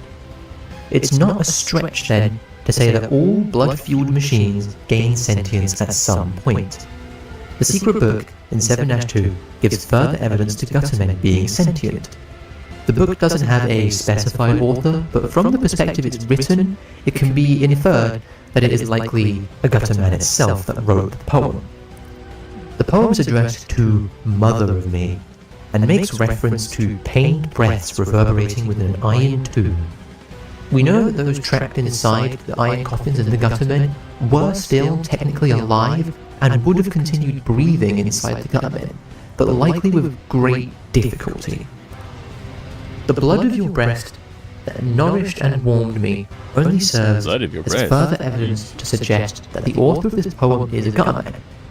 A gutter man that has gained self-awareness and is fully aware that its own existence is fueled by the torture of its mother within its iron womb.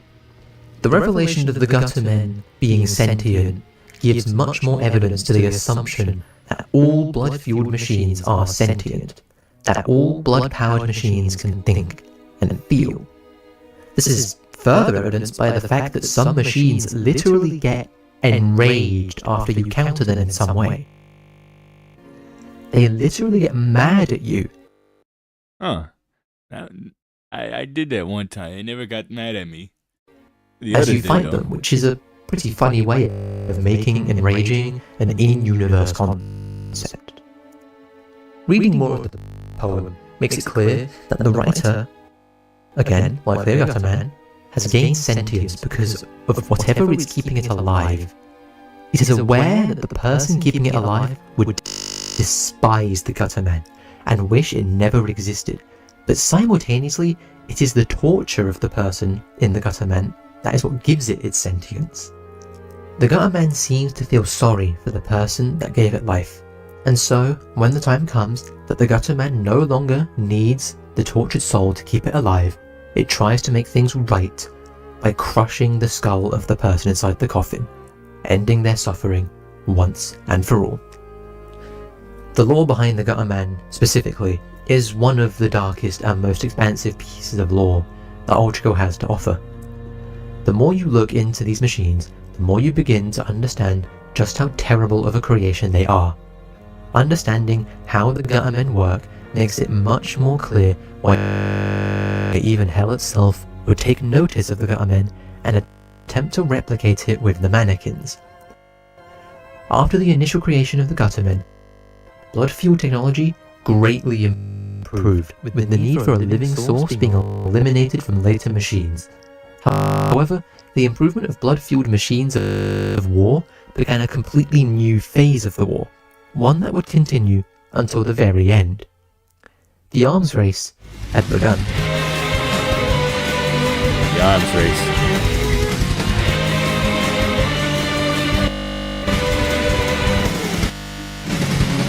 Guttermen were incredibly powerful weapons of war, being airdropped into enemy trenches and clearing out entire trenches on their own.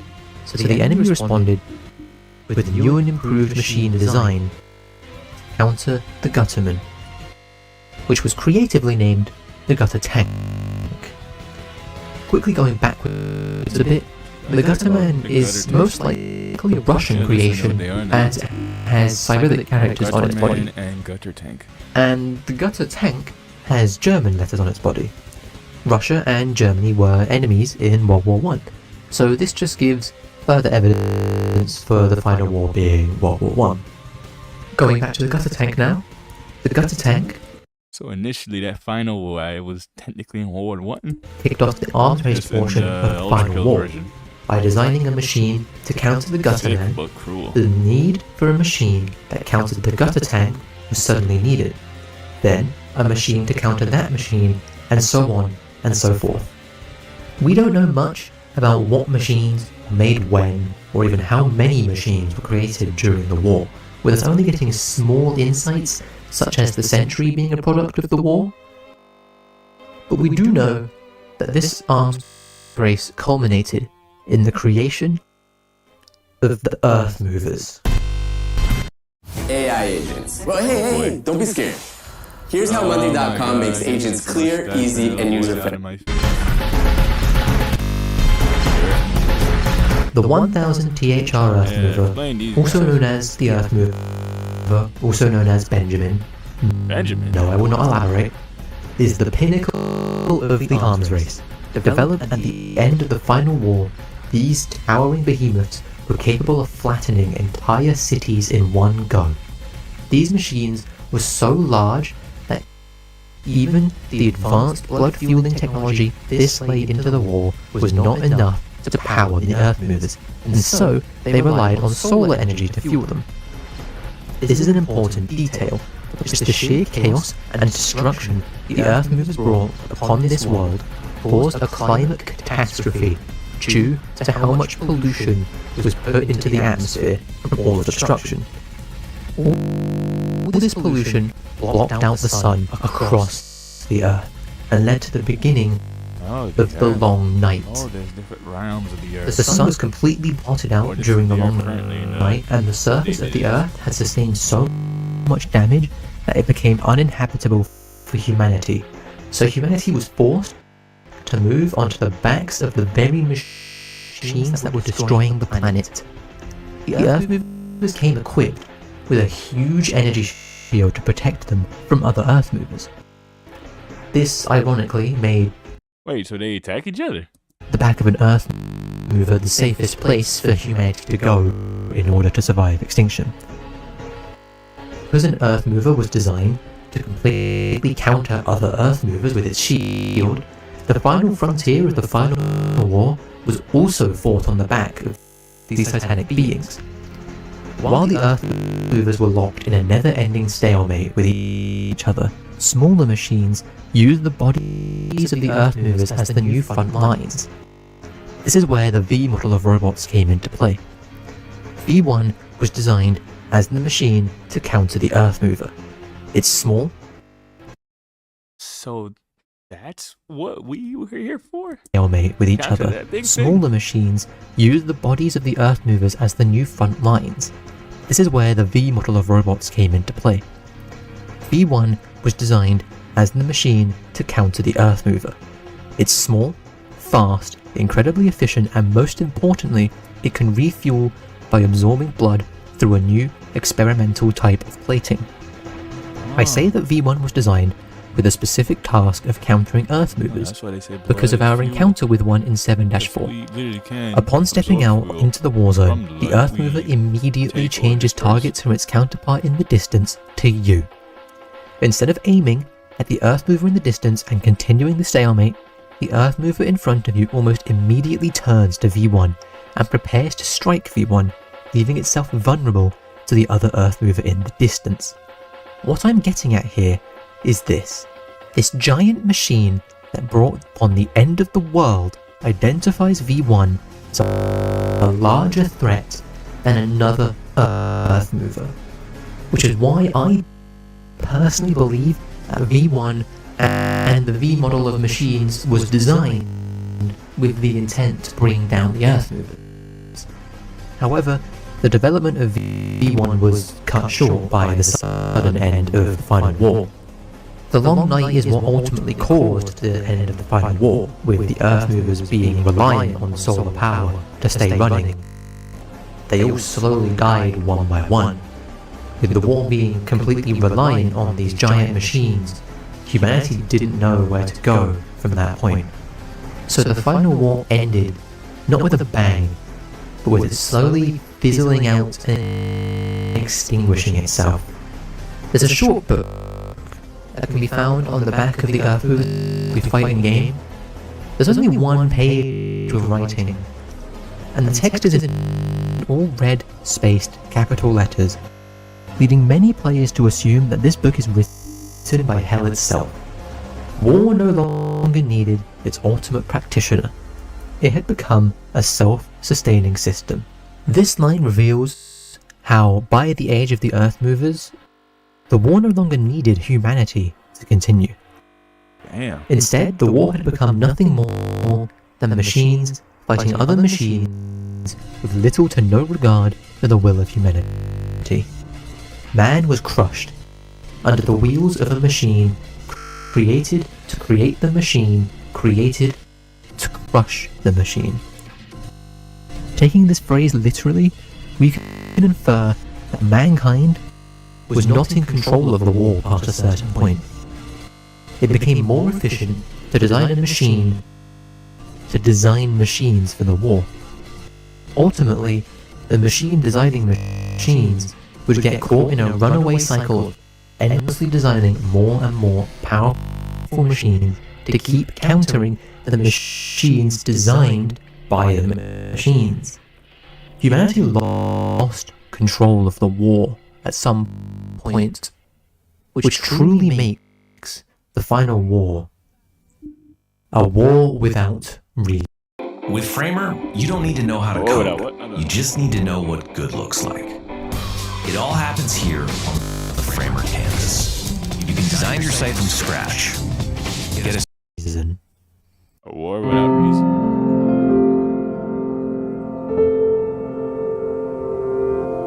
Part 7. New piece. This is after the final war. After the eventual end of the final war, humanity was forced to face the consequences of the past 2 centuries of destruction.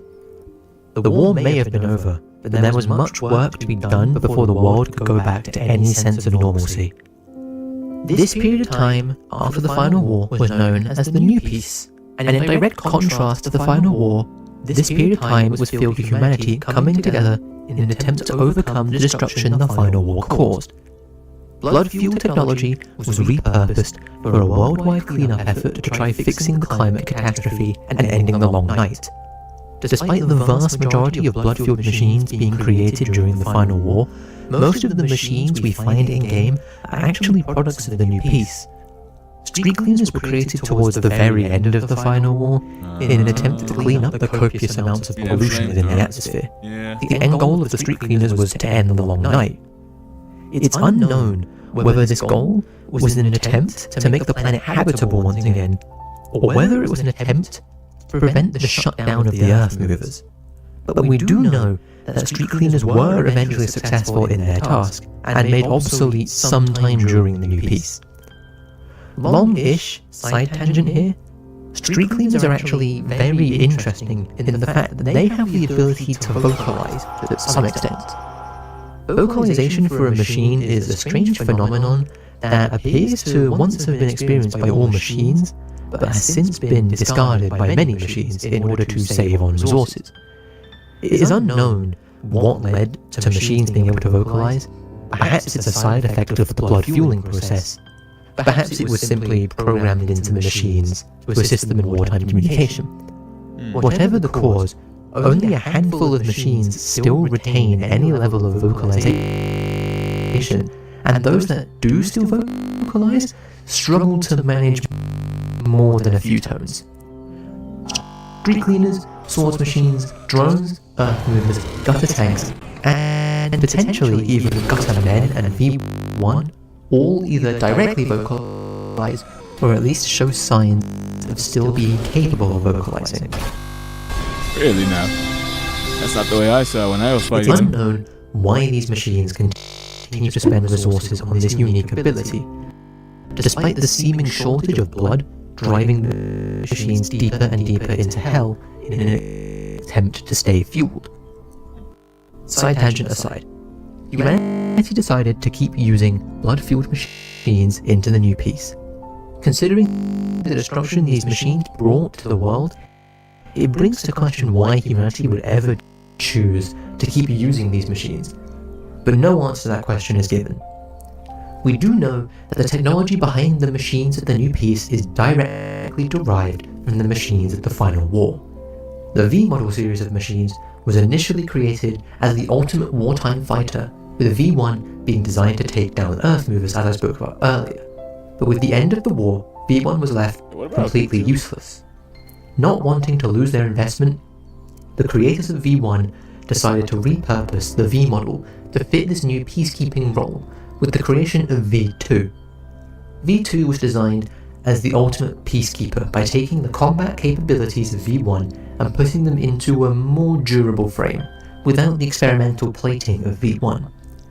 V2 ultimately failed, just like its predecessor, as it was deemed too expensive for a single unit to be used for peacekeeping purposes. V2 was thrown to the wayside just like V1, leaving only one of each prototype in the world. The V model was abandoned in favour of cheaper peacekeeping alternatives, like the drones and other machines that were either developed during the new peace or repurposed from the final war. We don't know how long the new peace lasted, but we do know that at some point humanity was searching for a new source of energy to power their new world. And during this search, humanity managed to discover the gates of hell. Of course, humanity's curiosity was too great to ignore, and the Hell expedition started soon after.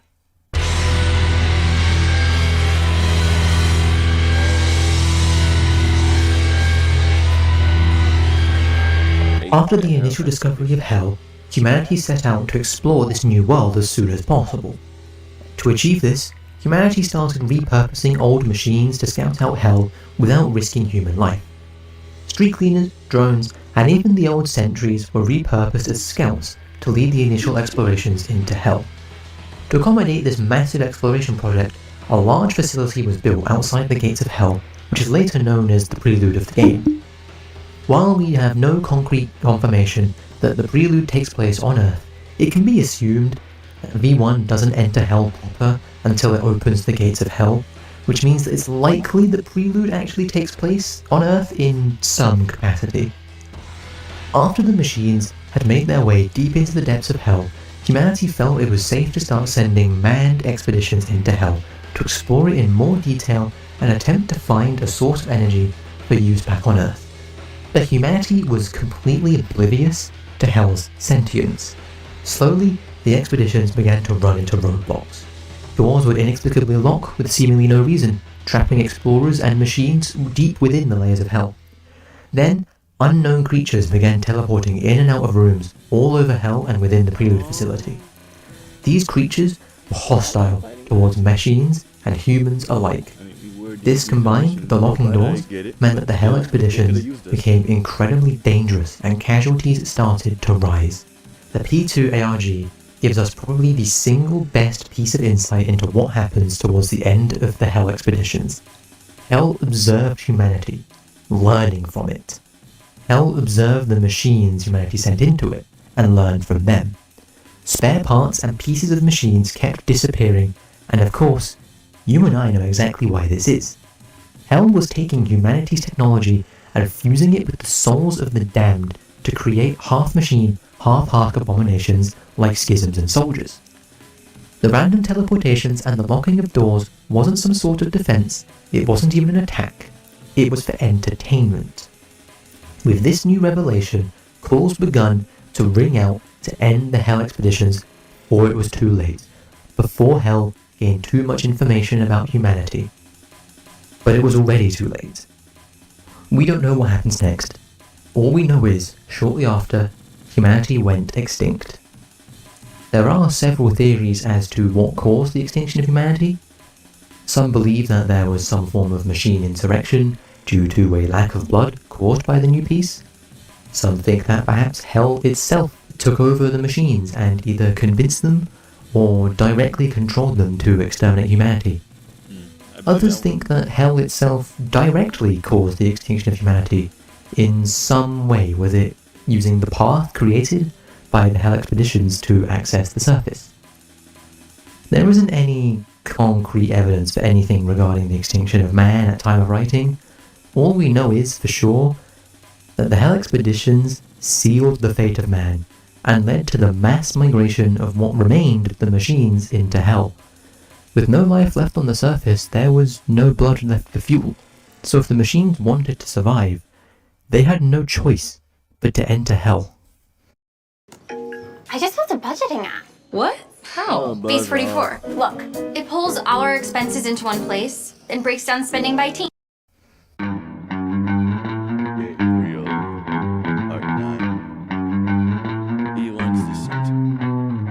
The main story of UltraKill follows the only prototype V1 model known to be in existence, as it descends into Hell on an endless quest to kill everything it sees and make sure it has enough fuel to survive.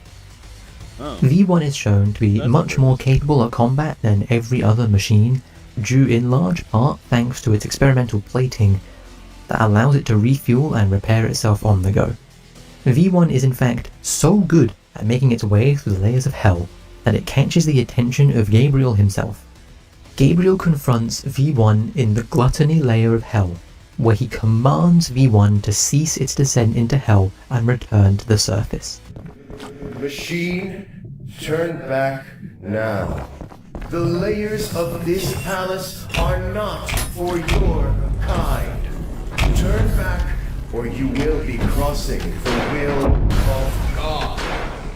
Of course, V1 ignores this command, and so Gabriel confronts V1 directly, planning to dispatch of the machine the same way he dispatched of Minos and Sisyphus before. Your choice is made. As the righteous hand of the Father, I shall rend you apart, and you will become inanimate once more. But V1 was different. V1 is the culmination of the Final War's arms race, a machine created with the specific task to take down an Earth mover. Gabriel stood no chance, and his defeat caused him to explode with rage. What? How can this be? Bested by this thing? Is this what, hunk of junk? You insignificant fuck! Yes, he said the thing. This is not over! I can only assume that V1 is one of the only machines Gabriel confronted directly, since so many machines are found in layers deeper than gluttony, which leads me to believe that Heaven took specific notice of V1 and its destructive capabilities and felt the need to act. When Gabriel returned to Heaven with news of his defeat, the council delivered incredibly harsh punishment, putting to use their absolute control over the Father's light. They collectively decided to sever Gabriel's connection to the light as punishment for his loss. The council hands Gabriel a simple ultimatum: defeat V1 or he will die within 24 hours. This enrages and humiliates Gabriel and makes him obsess over the destruction of V1, not only to restore his life, but also to restore his pride. V1 continued its unstoppable advance down into hell, even overcoming and eradicating its successor V2. V2, as I mentioned earlier, was supposedly an upgraded version of V1 with a more durable design to better fit the new piece, but its peacetime design proved to be no match for its wartime predecessor. V1 was designed for the war, within the war, to end the war, and its triumph over V2 solidified V1 as potentially the single strongest machine within hell. Gabriel decided to wait down in the heresy layer of hell to once again challenge V1 and attempt to stop its advance through hell. Gabriel's monologue before his encounter in 6-2 reveals that the rampage of the machines through hell is causing individual layers of hell to go extinct. Limbo, lust, all gone, with gluttony soon to follow. Your kind know nothing but hunger, purged all life on the upper layers, and yet they remain unsatiated. As to you, you've taken everything from the machine, and now all that remains is perfect hatred. By the time V1 reaches Gabriel and Heresy, both Limbo and Lust are completely void of all life, with gluttony on the brink of extinction. Hell was not designed for machines of war. Hell was initially strong enough to keep the machines under control and even use them for entertainment, but I wonder whether at this point in the story, even Hell has lost control of the situation unfolding within it. After V1 and Gabriel's second encounter ends with Gabriel being defeated for the second time, Gabriel is forced to come to terms with the fact that he might not be able to defeat the creation of man. Forced to come to terms with the fact that he may die. Gabriel sits there by the fire, deciding on what he's going to do next. Gabriel decided to take his death into his own hands and send a message to heaven.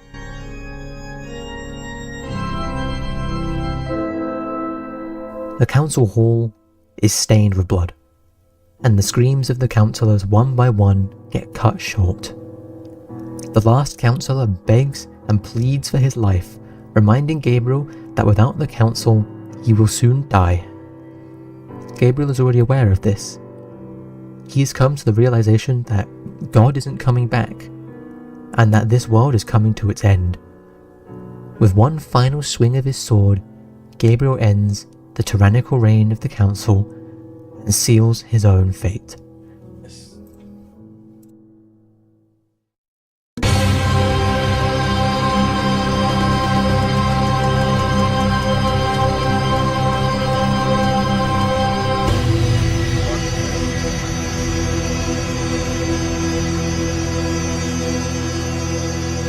Final part.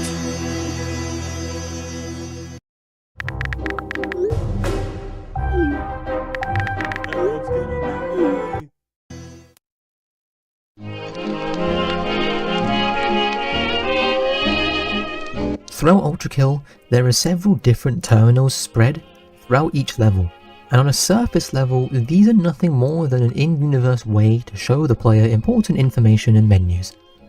But these little boxes are much more complicated than meets the eye. These machines are alive, they are sentient, and they are bored. Most of the information about the terminals comes from, ironically, the terminals at the end of the Prime Sanctums. This means that we are missing at least 1/3 of the data about these terminals, but already, with just 2 terminal entries, we gain a lot of insight into the purpose of the terminals. The terminals were initially placed within Hell to assist with the Hell expeditions. They served as a method of reliably transporting items through the different layers of Hell via radio waves. The original item is lost and converted into information before being received and reconstructed by another terminal. The only known item to be transported this way before the Hell expeditions were cancelled was a vinyl record, the song that plays whenever you open up the terminal in-game. The terminals uses music to lure machines towards them for reasons I'll get into shortly. They're only known to play an instrumental version of the song, but rumour has it that they are able to play the vocals when alone. Shortly after the end of the Hell expeditions, better communication equipment was developed, and mankind managed to briefly remake contact with the more advanced machines.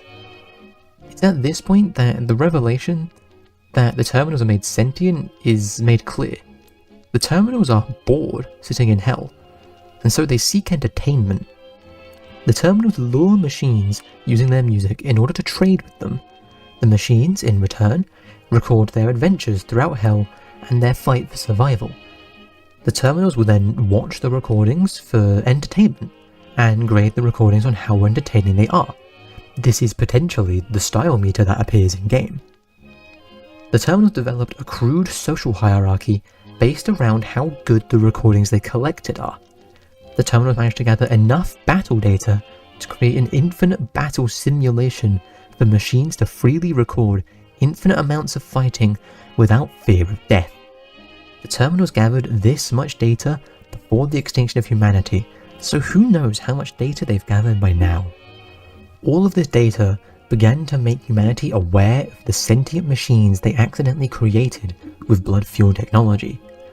But for now, we don't know what they did with this information. We'll have to wait for P-3 to get the conclusion to this part of UltraKill's story.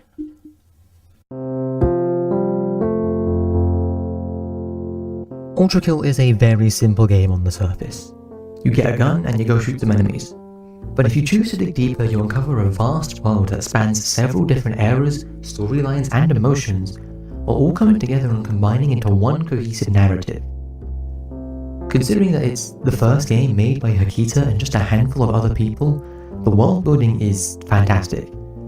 It was enough to get me to create my first long-form video essay. The first video I can actually feel proud of making and put actual effort to.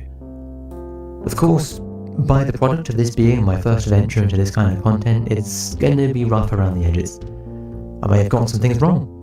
My writing may not be the best, but I tried my best to get my facts in order. If you enjoyed this video, then please consider leaving it a like and share it with anyone you think may be interested. This kind of content isn't what I usually make, and as a result, this video is probably going to get buried by the algorithm, so your support would be greatly appreciated. And thank you for listening for this long. Yes.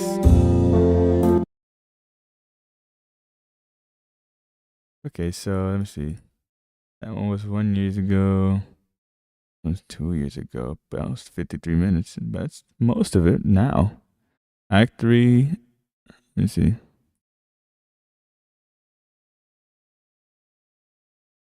Yeah. Minos. Minos was the one that wanted to do good. You know, Sisyphus. Okay. Revamp Lord. Ghost right now, the UltraKill for all there. Okay. I want to watch this one. I want to know this guy. I fought this guy once. I know nothing about this ferrymen play a vital role in passage between layers of hell and in opening barriers. We all know that ferrymen are responsible for transporting souls of the damned from layer to layer. But why do they do it? The ferrymen undertake this duty in hopes of one day being granted transcendence into an angel, and to please Gabriel, whom they all worship for his benevolence toward them. Their love for Gabriel is expressed through the creation of idols and monuments in his honor, and further expressed We're just in a watching ferryman's lore, journal, nothing special. which states the following. Some calamity has struck in the mortal Also, we might world. find some What secret once bosses was the once we're river done. Styx has now grown to an unfathomable ocean. A million weeping souls pouring in each day that the shores can barely contain. A terrible tide spilling at each end, bow to stern, crying for mercy, begging for safe passage. But not all souls can pay, and these old hands can only take so many coins. Then one day the current shifted, wave after wave for minutes on end of millions, billions, as though the throat of the world was cut wide and the head wrenched back to speed the poor. I didn't have time to react. The weariness from my ceaseless work claimed me, and I slipped beneath the rolling sea into the depths of the ocean stacks, my fate sealed by the crushing masses of endless bodies. Suddenly, there was a light, as brilliant as the Lord himself, ushering me from the darkness with mighty arms that held me with such compassion and warmth as I have never known. Be not afraid, sinner. Your devotion to God shows goodness in you, plentiful indeed. The heart is willing, but the body must rest, lest you squander one of the Lord's creations. His gentle words eased the pain and mended my wounds, my face wet with tears of relief, my wounds muffled by the weight of my duty. I could only lie in reverence, carried in the embrace of majesty. Radiant is Gabriel, for he is the light in my darkness. Ferryman's devotion to God's order, even as a husk, is recognized by the angels, whom have gifted them a white cloth that harbors holy energy. The ferrymen use these holy cloths to hide their bodies, because it reminds them of the sins they committed that prevented them from getting into heaven. Wearing the holy cloth allows its energy to slowly flow into the wearer, over time changing them to have a brighter, more radiant appearance. The newly masked energy in their bodies is what makes the remains usable as keys. Oh, so his body got trapped in the lost damn souls. To open barriers. This makes it clear as to why the skulls V1 has used to open barriers are in fact those of fallen ferrymen. And this also implies the possibility of red ferrymen V1 has yet to encounter. And it further implies the ferrymen die. The souls damned to hell are supposed to endure eternal suffering, and death would grant an end to that suffering, hence to why the souls damned to hell can never die. One example of this is the Solon in the ocean of Styx, whom eternally drowned. We have seen V1 personally dismantle countless husks, but does this mean the soul dies too? This topic could merit a video of its own, but let's stay on topic and answer a few other questions all this has brought to light. How are the ferrymen dying, and why are they so good at combat? When a new ferryman is formed, they are not immediately granted a ship or their holy cloth. They must prove to the heavens they are worthy of the position by earning their cloth and ship through combat. There can only be one ferryman per ship, meaning a new ferryman must kill the ship's current ferryman to claim their ship and holy cloth as their own. The victor not only keeps the ship and the cloth, but would also keep the skull of the defeated as a trophy and as a key to pass through barriers of hell. All this ferryman territory combat is definitely badass, but it sparked a question in my mind. How would a newly formed ferryman ever defeat a current ferryman that already has a holy cloth? Because the cloth gives them power. This question, like many others, was answered through the data terminal, where it says ferrymen can use the knowledge they have gained from past lives. This allows them to always be evolving, becoming better. How does this affect the outcome of a battle? Imagine a ferryman with his power is a soul originally from the 1700s and has been the captain of his ship for a very long time, using only an oar as his weapon. Now, a newly formed ferryman challenges him for the cloth and ship, but the newly formed ferryman is from modern times. And his past knowledge happened to be how to build a fucking rocket launcher. Who do you think would win? Definitely not the dude with a cloth and a stick. Technology and knowledge has the potential to outweigh any type of magic in the UltraKill universe. This has been demonstrated multiple times through V1. In the current state of the UltraKill universe, all of mankind is dead. The ferrymen wander the layers of hell aimlessly, battling one another for power, hoping the angels will grant them passage to heaven, knowing that only Gabriel cares of their efforts. It would appear their punishment for their sins is to hope for passage to heaven that will never come, and endlessly battle for power that is truly futile.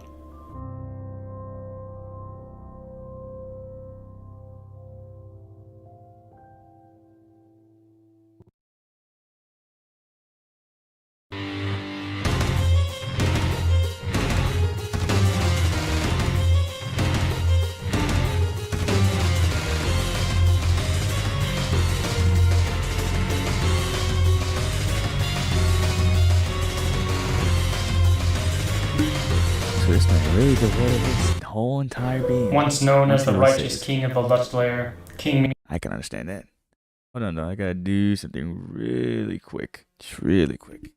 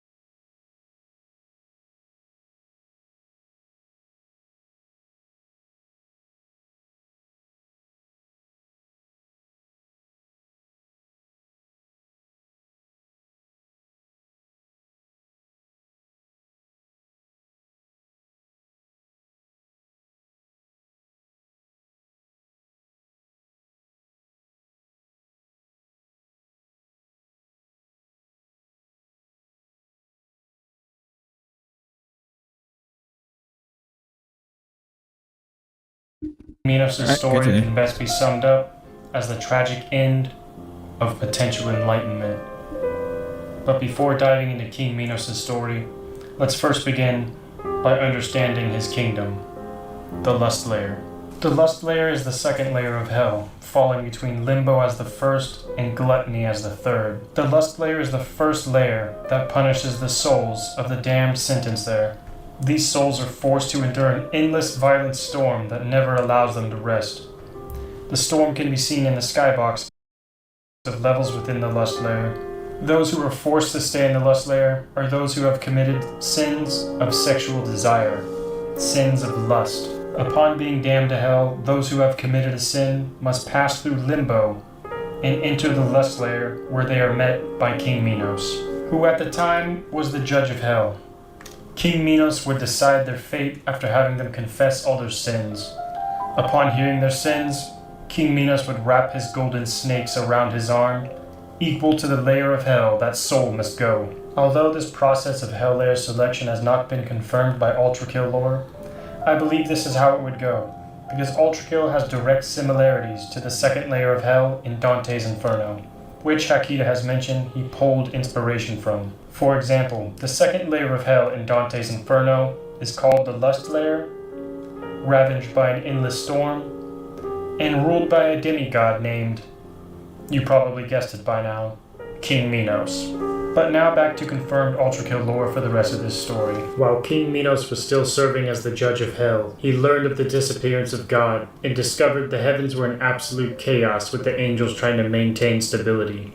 Minos decided to free those damned to the lust layer because he felt eternal suffering was an unfair punishment for those whose only sin was loving one another. It was at this time the lust renaissance begun. King Minos guided the souls he freed to build a grand city that would protect them from the endless storm within the lust layer. The city can be seen below most levels of the lust layer and features extra tall walls to protect the inhabitants from the storm. However, the grand city of the lust layer collapsed once the council took control over the heavens. The council saw what King Minos did in the lust layer, and in their eyes, it was against the will of God.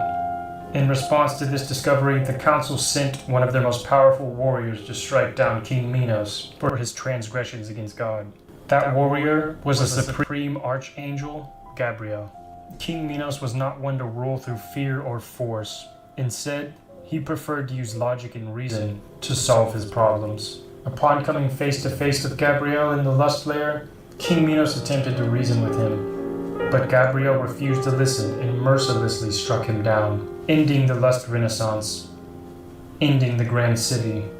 The scene of King Minos and Gabriel coming face to face is described in a book by a citizen of the grand city. The citizen's description was as follows. Gabriel struck down Minos, his flesh torn asunder, with torrents of crimson pooling at his feet, as we all cried out for clarity. Justice, Gabriel decreed to all, with our just ruler writhing in wailing agony. The Lord's will be done. We watched on in horror as Minos lay broken, now waning, screaming in defiance of God's will. Minos' death was not the end of his story. The angels of heaven saw that even in death, Minos was a threat, because of the power his pure will gave him.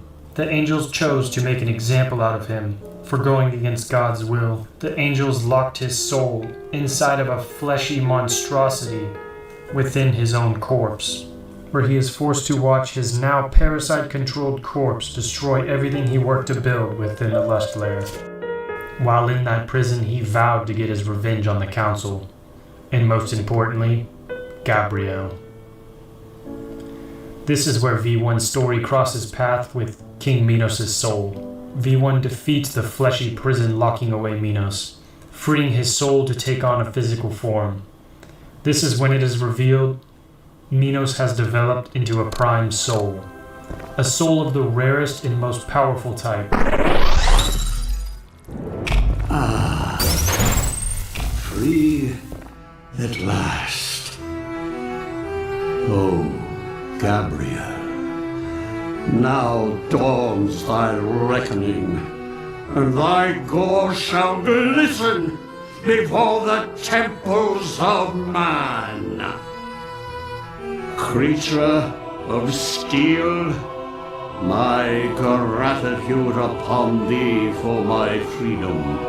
But the crimes thy kind have committed against humanity are not forgotten. And thy punishment is death. Minos Prime underestimated V1 and failed to punish him for his crimes against humanity, extinguishing any hope Minos Prime had to save his people, any hope he had to reclaim his kingdom.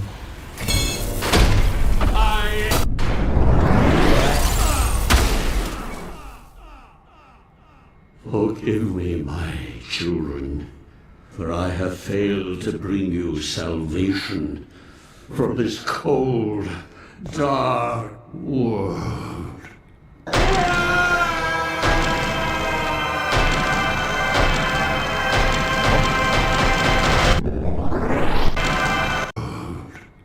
From this cold, dark world.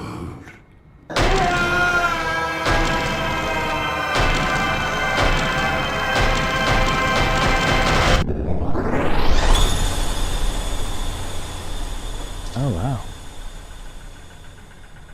Whoa.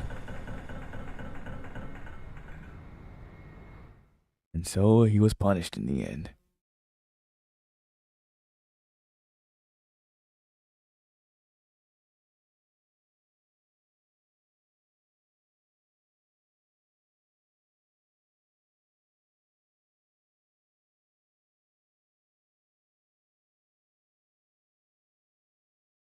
Hey Mom, now that I have an after-school job, I think I want to buy a drum kit. Okay, Rockstar. Let's look at your account. When kids start making money, Chase has easy-to-use tools and expert bankers to help them learn how to manage it.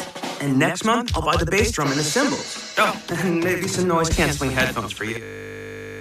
Aw, you've thought of everything. Help kids save, budget, and build financial independence, all with Chase. That's good for kids and good for parents. Visit your local Chase branch and get started. Account subject to approval. JP Morgan, Chase Bank, and a member FDIC. Sisyphus' story is one that originates from Greek myth, where he was a king of a prosperous city, surrounded by fertile plains and natural springs.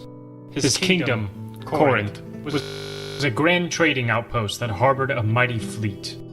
Sisyphus built a beautiful kingdom in the heart of Greece, surrounded by Athens and Sparta.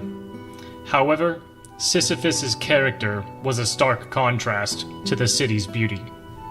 Sisyphus was known as a devious, power-hungry tyrant, whom ultimately was damned to hell not once, but twice. Sisyphus earned his first sentence to hell by killing visitors and seducing his own niece to be his queen. These actions angered the Greek god Zeus. However, Zeus took no action until later, when Sisyphus was responsible for foiling his kidnapping of the river god's daughter. After foiling Zeus's plan, this is the second time Sisyphus has angered the god. This time, Zeus decided to take action. Zeus? He asked Thanatos, the god of death, to imprison Sisyphus in hell. I know Zeus was in this. However, Maybe it's Greek Sisyphus, being the clever man he was, fooled Thanatos into imprisoning himself with his own chains of damnation. This sent the world into temporary chaos because without Thanatos, nobody could die. Thanatos was later freed by Ares, the god of war, who was upset because battle was no longer fun without death. Once Sisyphus learned Thanatos was coming for him, he asked his wife to throw him into the river, knowing his death was inevitable. But once again, Sisyphus had a plan. Sisyphus died in the river and eventually washed up onto the shore of the river of Styx, where he was discovered by the queen of the underworld. He told the queen of the underworld that his wife didn't give him a proper burial and that he wanted to incite revenge on his wife. The queen made Sisyphus promise to return after he had done this duty. Sisyphus, of course, promised to return upon getting his revenge, but Sisyphus never truly intended on returning. Sisyphus had escaped death for the second time. This greatly enraged Zeus. Sisyphus had enraged Zeus for a third time. This time, Zeus decided Sisyphus's punishment would be harsh. Ooh, what would it be? Zeus sent Hermes, the messenger god, to retrieve Sisyphus and bring him to him. There, Zeus sentenced Sisyphus to an eternal punishment of rolling a boulder up a hill for it only to fall just before reaching the top. This is where Sisyphus' tale ends in the Greek myth and begins in the UltraKill universe. It is unclear if Sisyphus was sentenced to hell in UltraKill for the same reasons as in the Greek myth, but the myth is alluded to in UltraKill. In UltraKill, Sisyphus' story begins when he was already in hell, enduring his eternal suffering. In the 4th layer of hell, the greed layer, there Sisyphus was among the materialistic, hoarders, lavish spenders, and of course, the power-hungry. There they are forced to carry heavy boulders up monuments of mankind's Cerberus, while being surrounded by endless riches of gold dust that will set them ablaze upon just a touch, because of the abnormally hot sun that sends heat waves throughout the layer. Because Sisyphus was one of the greediest of mankind, the angels blinded him with what blinded him in life, gold itself. But gold was not the only thing that Sisyphus was after. Sisyphus also craved power. Sisyphus may be dead, but his will to pursue power was alive and scheming, even under the watchful eye of the heavens. In secret, Sisyphus amassed an army by covertly recruiting any and all intelligent husk to join his ranks. This army was later named by the angels as the Sisyphean Insurrectionist. For thousands of years, Sisyphus endured his punishment, built his army, and plotted his revenge against the heavens for their tyranny. Then, after years, the angels watching over the greed layer stopped showing up. This period of time is described in a journal within the greed layer. It has been days since we last saw any angels. Without their oppression, there is no need for us to carry on our punishment. Even the meekest of the damned have abandoned their penance to take up arms. All can see how they have robbed us of our minds, bodies, and souls, leaving us only the hopes of salvation that will never come, but no longer. King Sisyphus has acted in secret until now, amassing an army whose strength and numbers swell. But now, there is no need to hide anymore. We have lived in the shadows of heaven long enough to forget the taste of fear. Now, the Sisyphean insurrectionists prepare for war. I have heard of Minos beginning a peaceful revolution, but our King Sisyphus knows such pacificity will gain no favor from our cruel captors. He knows that one can only fight power with power, and he shall lead us to freedom. Sisyphus and his army wait to clash with the heavens. After mercilessly killing King Minos for his defiance, Gabriel shifted his efforts to extinguish this new uprising in the greed layer. Gabriel gathered an army of his own and set off for the greed layer, where a battle the heavens will never forget took place. The battle between the heavens and the Sisyphean insurrectionists was hard fought, but the superior strategies of the more experienced angels led to a swift victory for the angels. Gabriel noticed the insurrectionists would lose all morale if their beloved leader was no more, so Gabriel ordered his soldiers to focus their efforts to kill Sisyphus. Sisyphus was caught off guard by the sudden shift in strategy, leaving an opening for Gabriel to unsheath his blades and behead Sisyphus. There he displayed his head for all to see on the battlefield, crushing the morale of the insurrectionists, inevitably ending the revolution. The Council of Heaven ordered Sisyphus' soul to be locked away so he would never have a chance to rise again, where he would meet a more severe punishment for his new sin of heresy. The aftermath of this battle within the greed layer can be seen by looking at the character model of the Sisyphean insurrectionist. You can see where they are rended apart from the battle they had with the angels.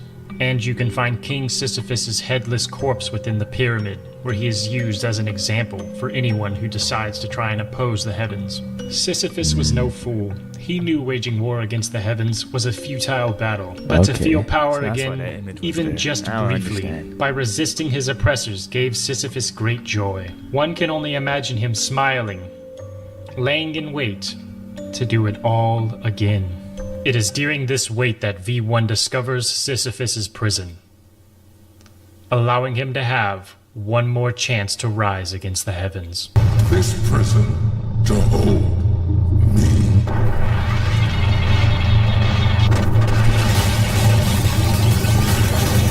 Thinking about a degree in cybersecurity? Don't sleep on this. UMGC is waiving their application fee. Broke free. Now he too is a prime soul. A visitor. Indeed, I have slept long enough. The kingdom of heaven has long since forgotten my name, and I am eager to make them remember. However, the blood of Minos stains your hands, and I must admit, I'm curious about your skills, weapon. And so, before I tear down the cities and crush the armies of heaven, you shall do as an appetizer. Come forth, child of man, and die. Child of man. You swear you so tough. Appetizer. Yeah, as tough as you think, boy. Come forth, child of man. Not even close. And die. Come forth, child of man, and die.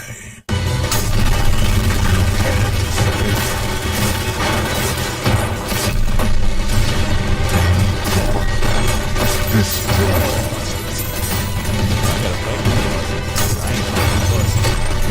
you can't escape. Yes, that's it. You can't escape.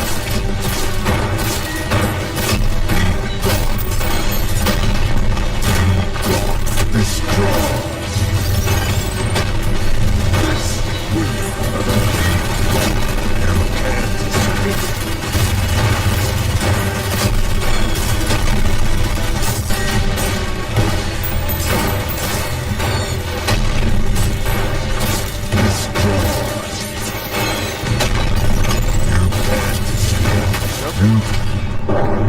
Escape. So concludes the life and times of King Sisyphus. A fitting end to an existence defined by futile struggle. Doomed from the very start. And I don't regret a second of it. Futile struggle. So concludes.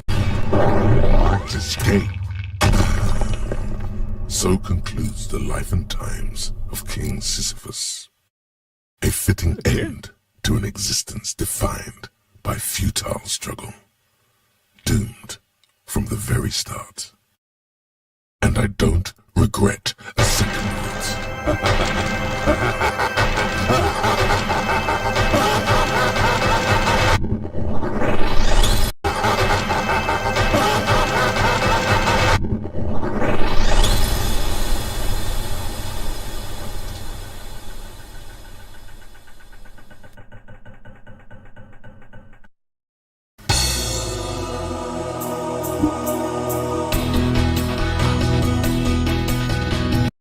Oh, okay, I fought the ferryman, so I need to find Minos and Sisyphus, so I need to fight those two guys.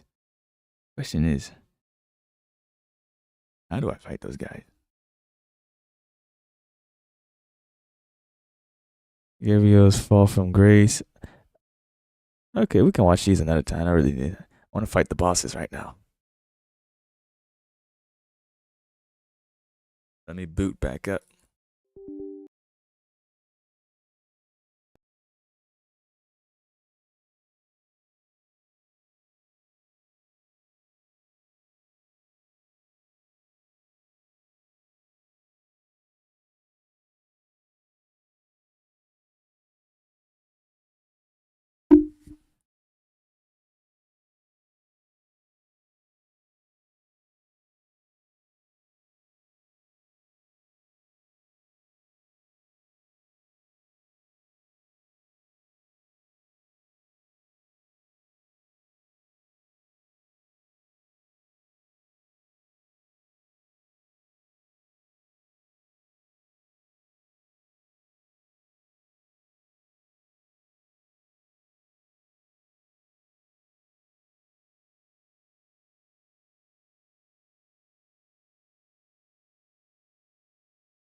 Okay, let's try this.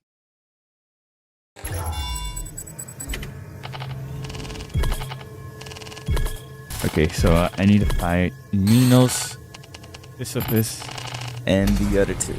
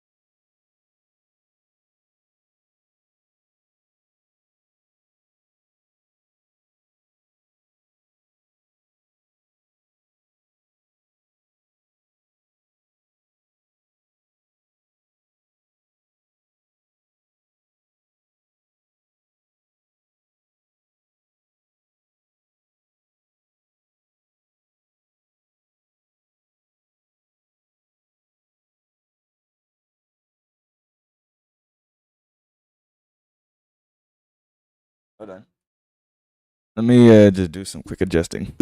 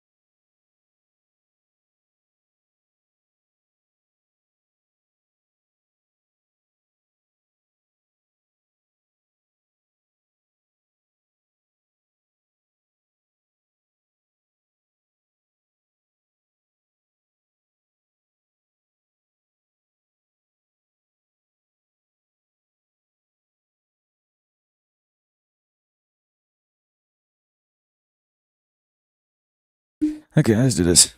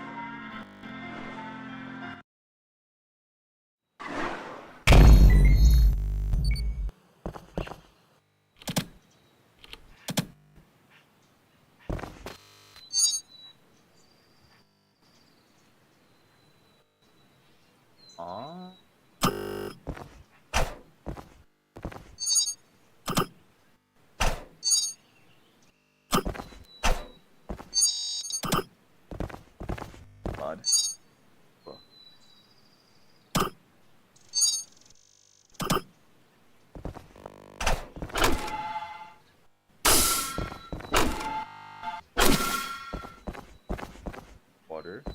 5.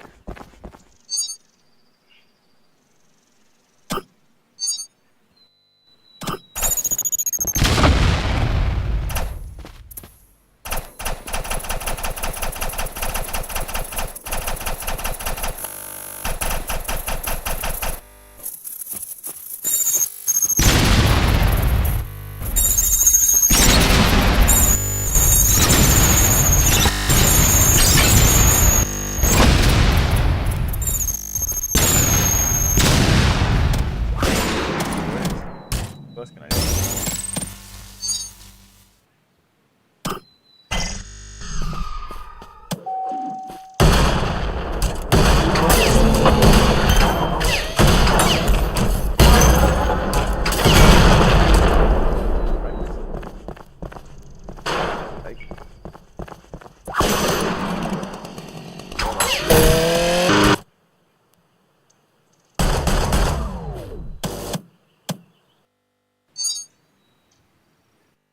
Hey.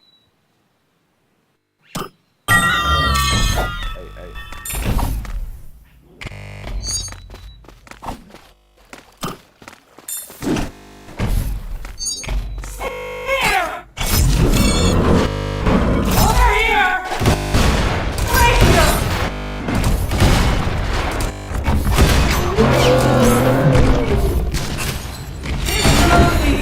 Could never have tested him. Over here! Wait!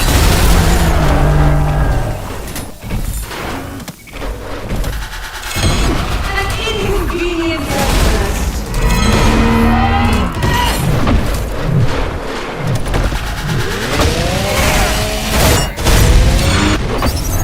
Over here! Right here!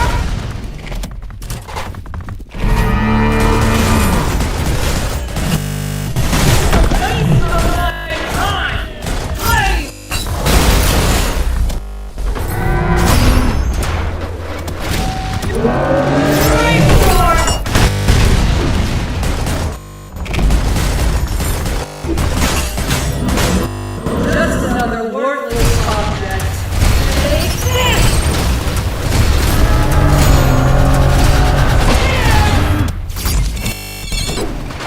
Over here!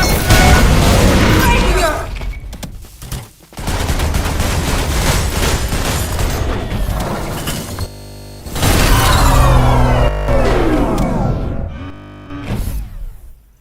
Oh, no second.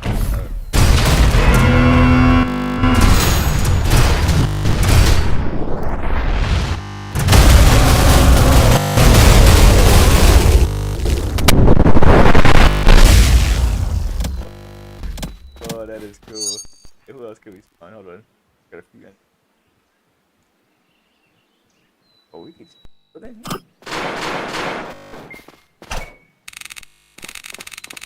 Ooh. Oh yeah, we can. Hold on, I got a grand idea.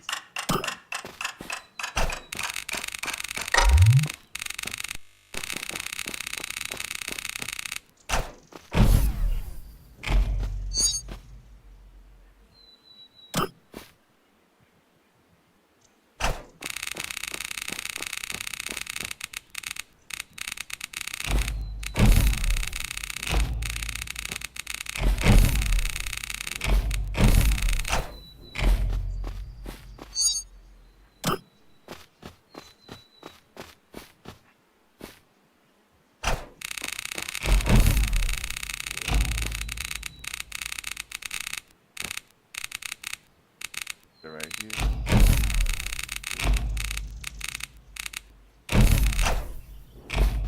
Yeah, there we go.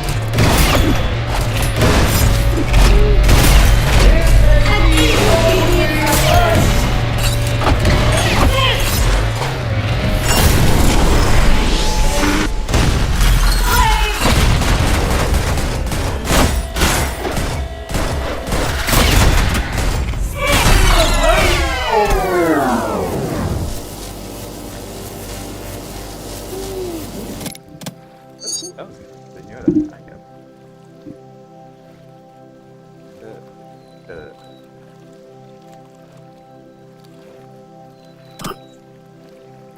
Oh my god.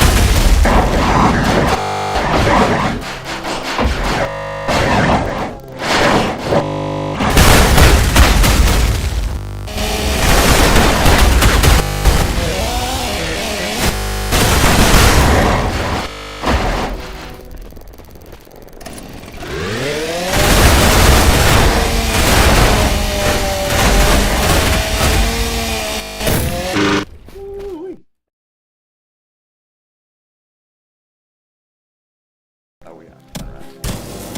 That's nice. That's it.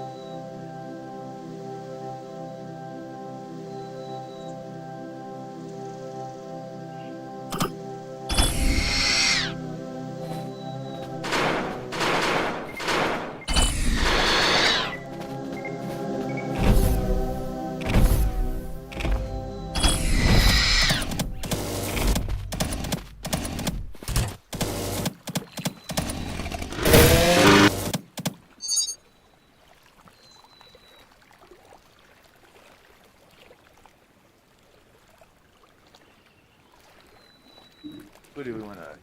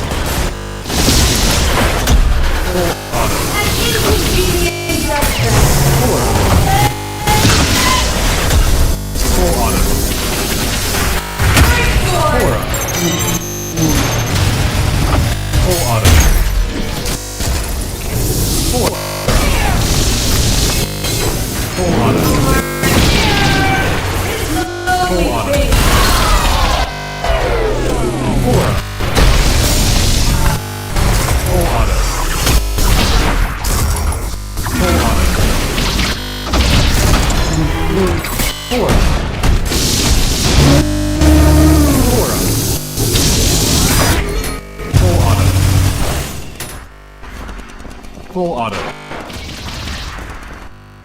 Fuller auto.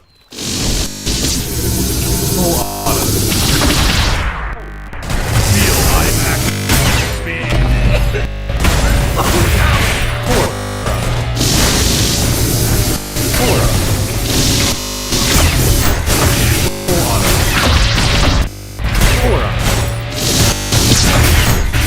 Full auto. I'm reaching! Fora! Oh great, now we lost the fight.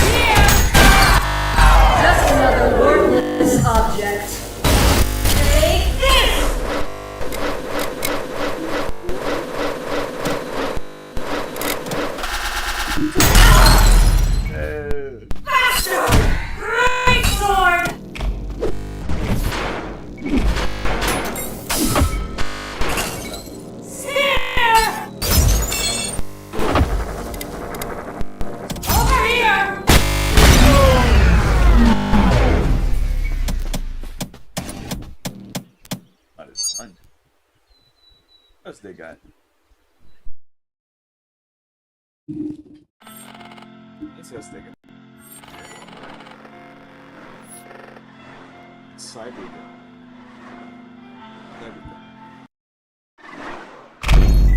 Straight up giant.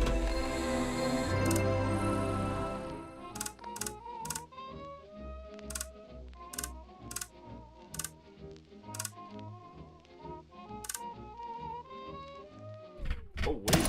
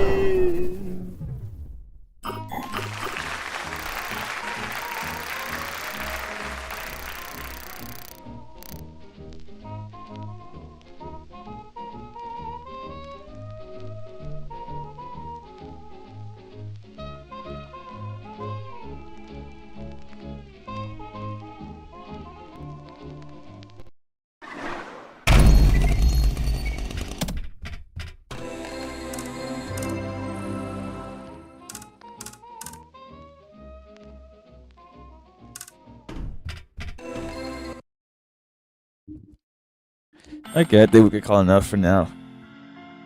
I gotta figure out how to get to the other boss. Andrew! It's Andrew.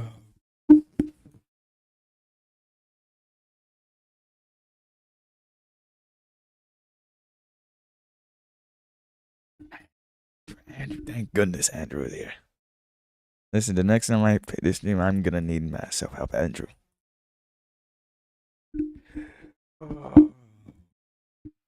You know.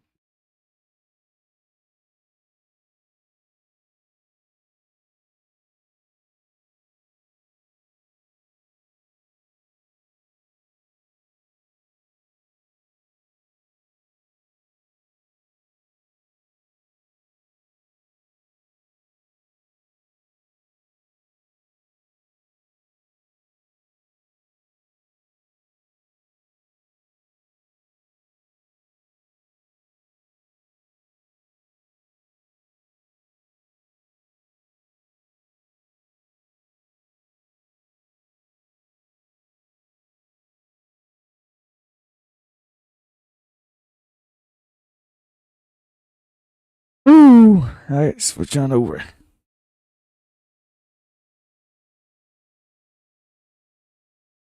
Alright. Since now I got the secret weapons, I can basically leave the other one for another time. Ooh. Ooh.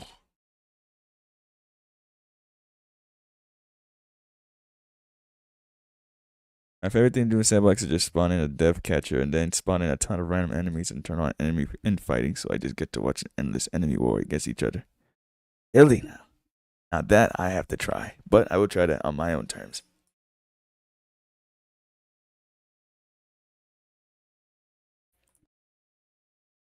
Alright, let me put on the action music. Because I was trying to figure out how to make sure they fight each other, but you just gave me a good idea now. Let me see.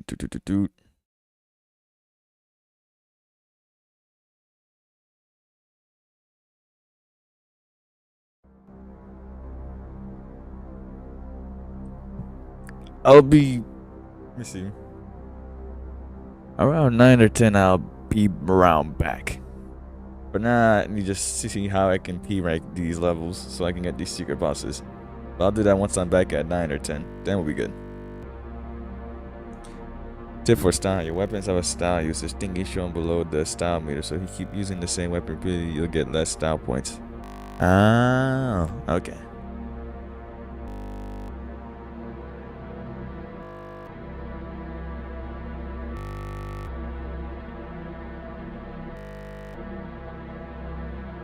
Yeah, the enemy in fighting is found by pressing that button in Sandbox. Anyways, I'm gonna hop off. Bye bye. Alright.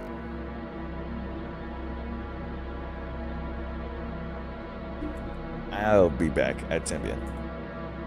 Back at 10.